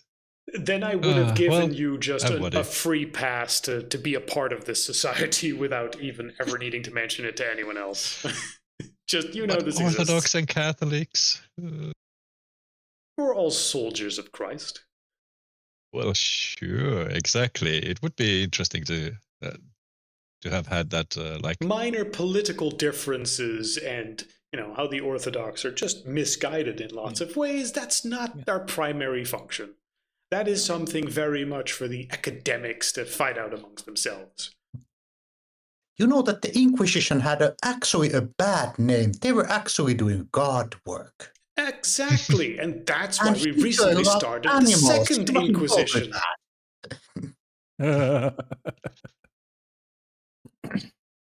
Our glorious Second Inquisition will not stop until this problem has been fully dealt with. The ecumenical patriarch is the head of the spiritual leader of the Eastern Orthodox Christian Church. Yes. Yeah, basically the Pope of. Yeah. He's the patriarch. The Orthodox Pope. Yeah, but he's not in the know. Like the Orthodox Pope is just sort of a figurehead, and he organizes things. He's not aware of the things that truly go bump in the night. We must keep some things somewhat segregated for purposes of security, as the blanks are constantly trying to infiltrate on all levels. Difficult times requires difficult measures. Yes, but due to our organization putting quite a bit of funding in this, we have developed weapons and technology that can truly strike back against the blanks. I'm sure you can't wait to handle them yourselves. This looks very good, very, very good organization and very good way of doing things. Is it possible that we could get maybe some help from your local researchers related to this threat that we are investigating. Naturally, we are going to support you for anything you do while we are in the city. But we actually are feeling that this might be a really credible threat. If you think that these clam things are like basically spreading like a plague around the customers of these restaurants, who knows how many restaurants there are, and doing what the heck they do. Maybe they brainwash them and... I understand. I understand. Please give us any information you have. I will pass it to some of my acolytes that research such things, and as soon as they find something noteworthy related to this, they will pass it right back to you. I understand that this is a personal quest that you've taken on yourself, that you want to finish up properly. And it's on your backyard. And I'm going to write you a memo on your email. Yes, please, please. We'll just say, you hand info on the clam issue to Father Diego. Yep. I'm going to write down the facts as we see them. Of course, if one of you want to leave something out, maybe let me know before I send the email.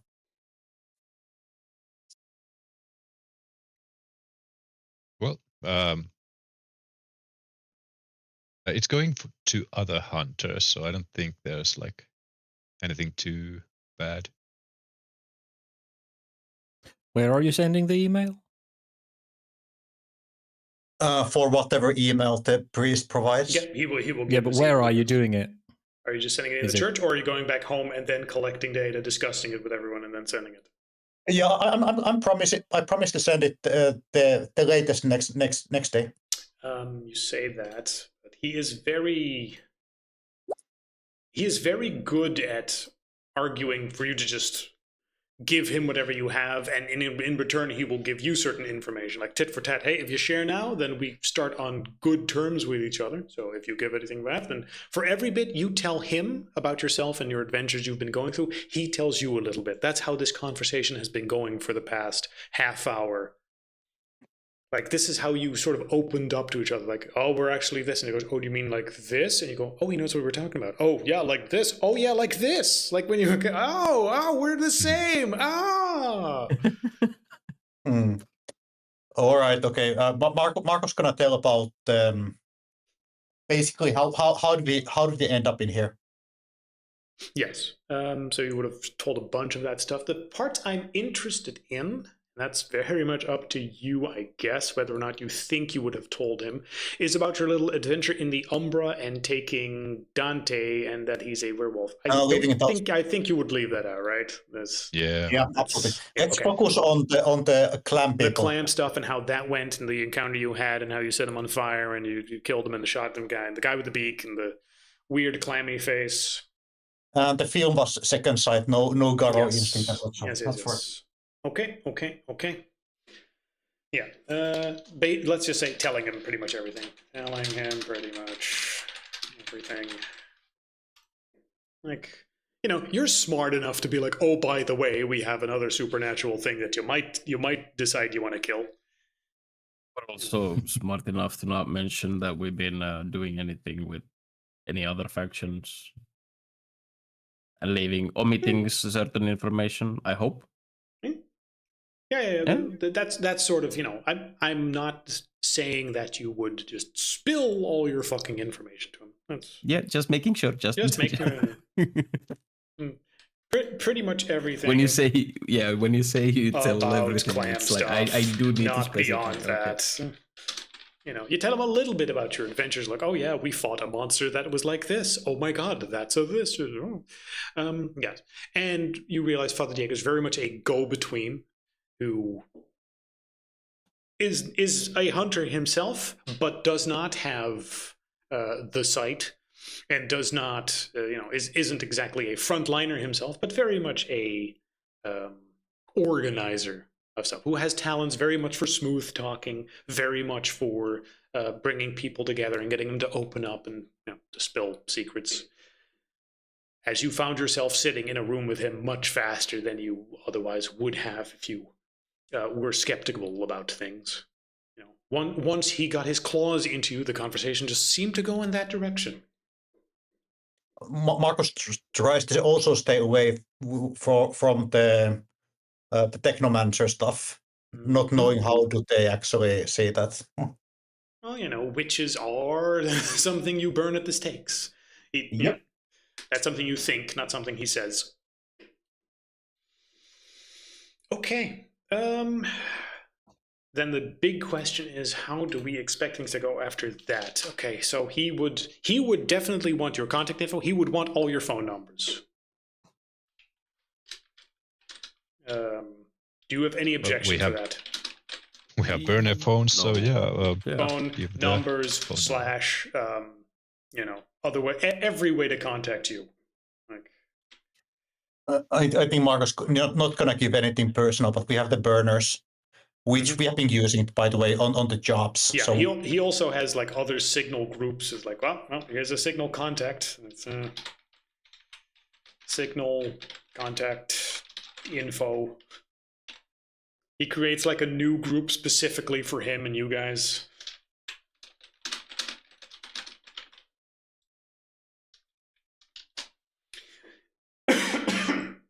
Additionally, because he's well organized and so like, oh, we're definitely recruiting you guys. Ideally, he tries to sort of get, hey, if you want, I can have, you know, recruiters show up and just immediately take you to the training camp, get you fully suited up. But you know, you want to, as soon as you show some hesitance, he's like, okay, well, you want to finish up your things here. You want to see that we're all trustworthy. That takes a little bit of time. We will hunt down this clam issue together, and then once that's resolved, you know, you will see that there are many good fights to be had here in Chicago, and we can join hands and fight it that much more efficiently. Many good fights. I love that. That sounds good. Like the these guys so straightforward.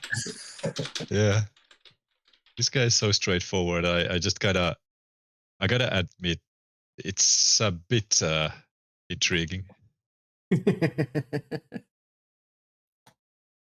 Well, it's very much the Zeal mentality of, hey, we've concluded there's monsters. All right, here's an automatic shotgun. Go in, have fun. Yep. Did I say go in with just you? No, we're going in with a SWAT team. Well, yeah, half of you are going to die when the vampires do all sorts of shit if it goes wrong, or if it goes even slightly not ideal. But, you know, building full of vampires dead equals good. Yeah. Just throw bodies at the problem. That is a sacrifice I'm willing to make. Yeah. Lots of you will die. Yeah. It is a sacrifice. So explains why he's so eager to But you're recruit. going to heaven, so it's okay.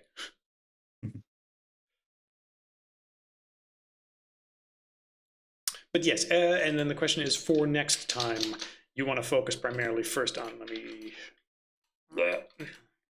get rid of all these fucking spaces.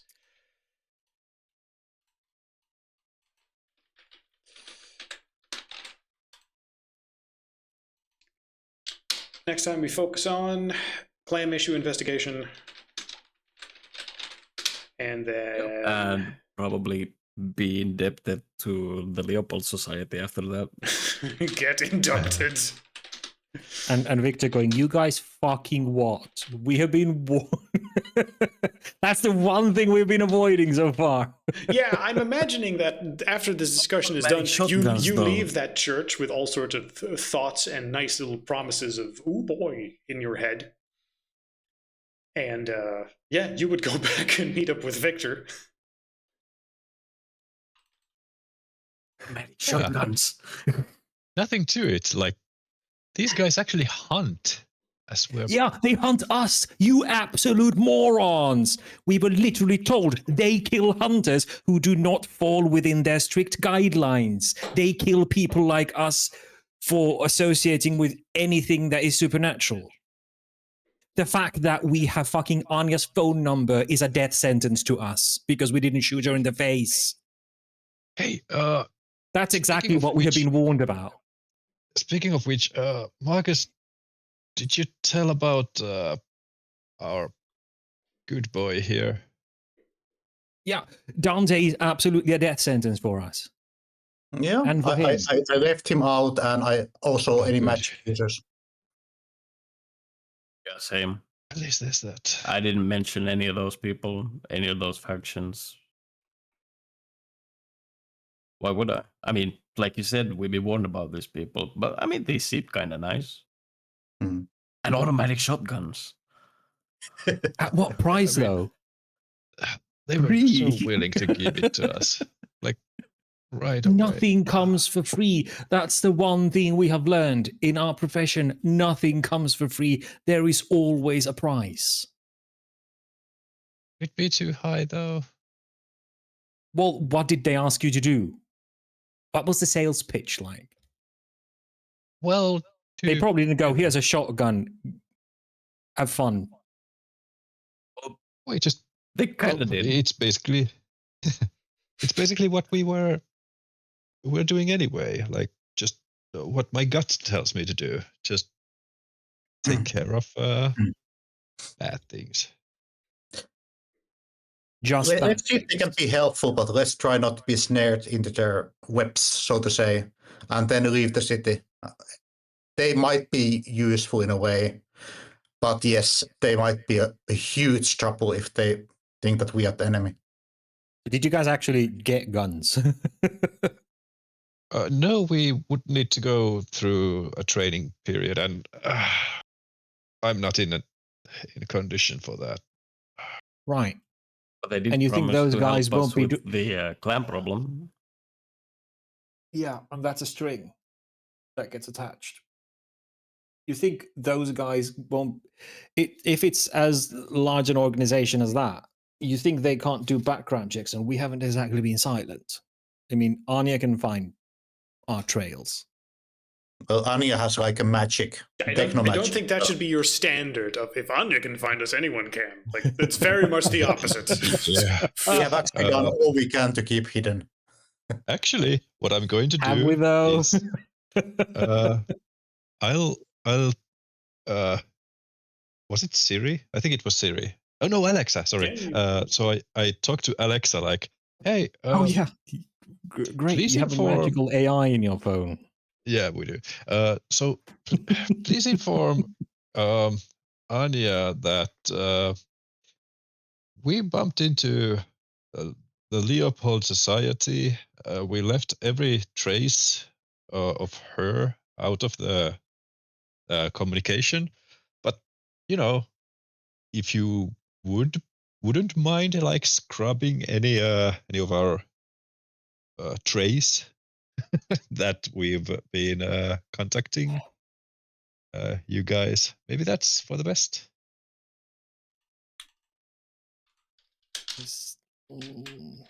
Anya, please delete our search history. Yes, exactly. Remove our browser history, please. Which is actually anathema to a zeal hunter. Like, what, you're trying to protect this entity? Yeah. What's wrong with you? But yeah. Yeah, well, like I said, the zeal part is very much, normally it's undead things, and then zeal part is maybe all other unnatural things, depending on how I feel that day. But yes. If I have to do a ghoul run for them to help us with the clam run, like I'm Gucci with that. Yeah, Just saying. it's like, hey, guess what? We found a place where some people are held up. All right, everyone, get in the van. Here's your gear.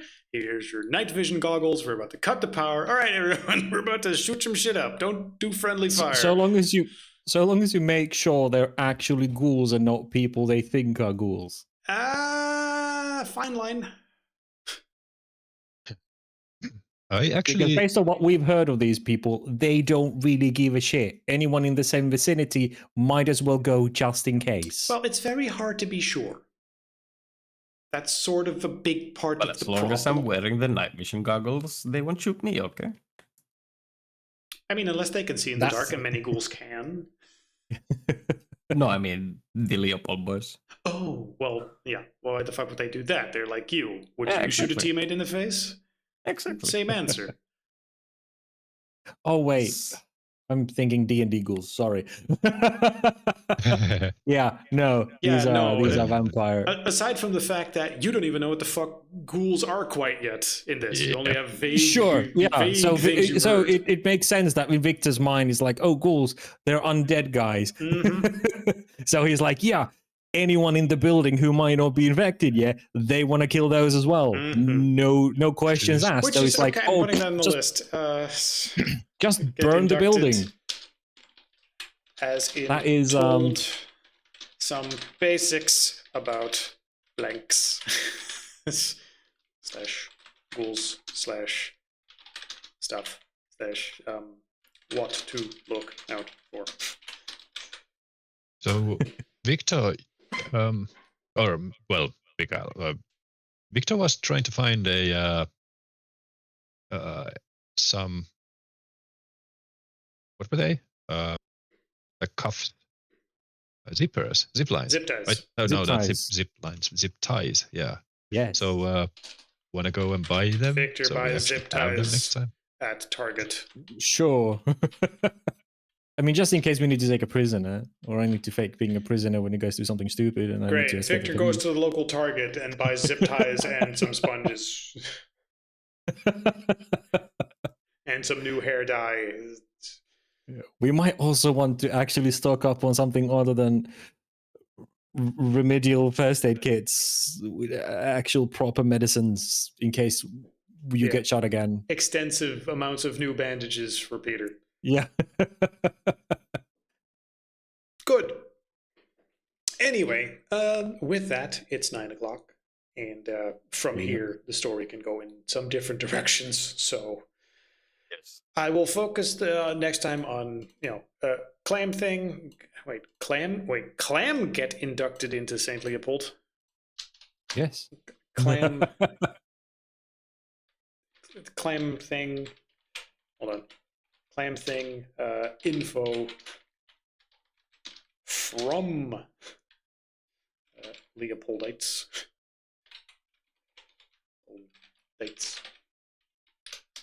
Leopoldites. They give info as peace offering, as let's call it what it is. It's a bribe. Get inducted in St. Leopold, told some basics. Anya, please look at your search history. Yeah, buy zip ties.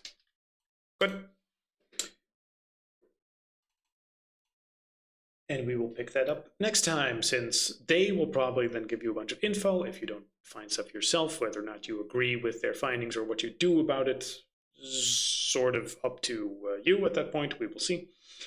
And where the induction and exactly that information, it'll be an info dump, and then probably immediately like, hey, guess what? Meat grinder time. We will see. Other than that, we are done for now. Yep. All right. So, say good night, everybody. Good night, everybody. Good night. Good night, everybody. It's okay. Good night, everybody. It's freaking family always. All right. Good night. Good night.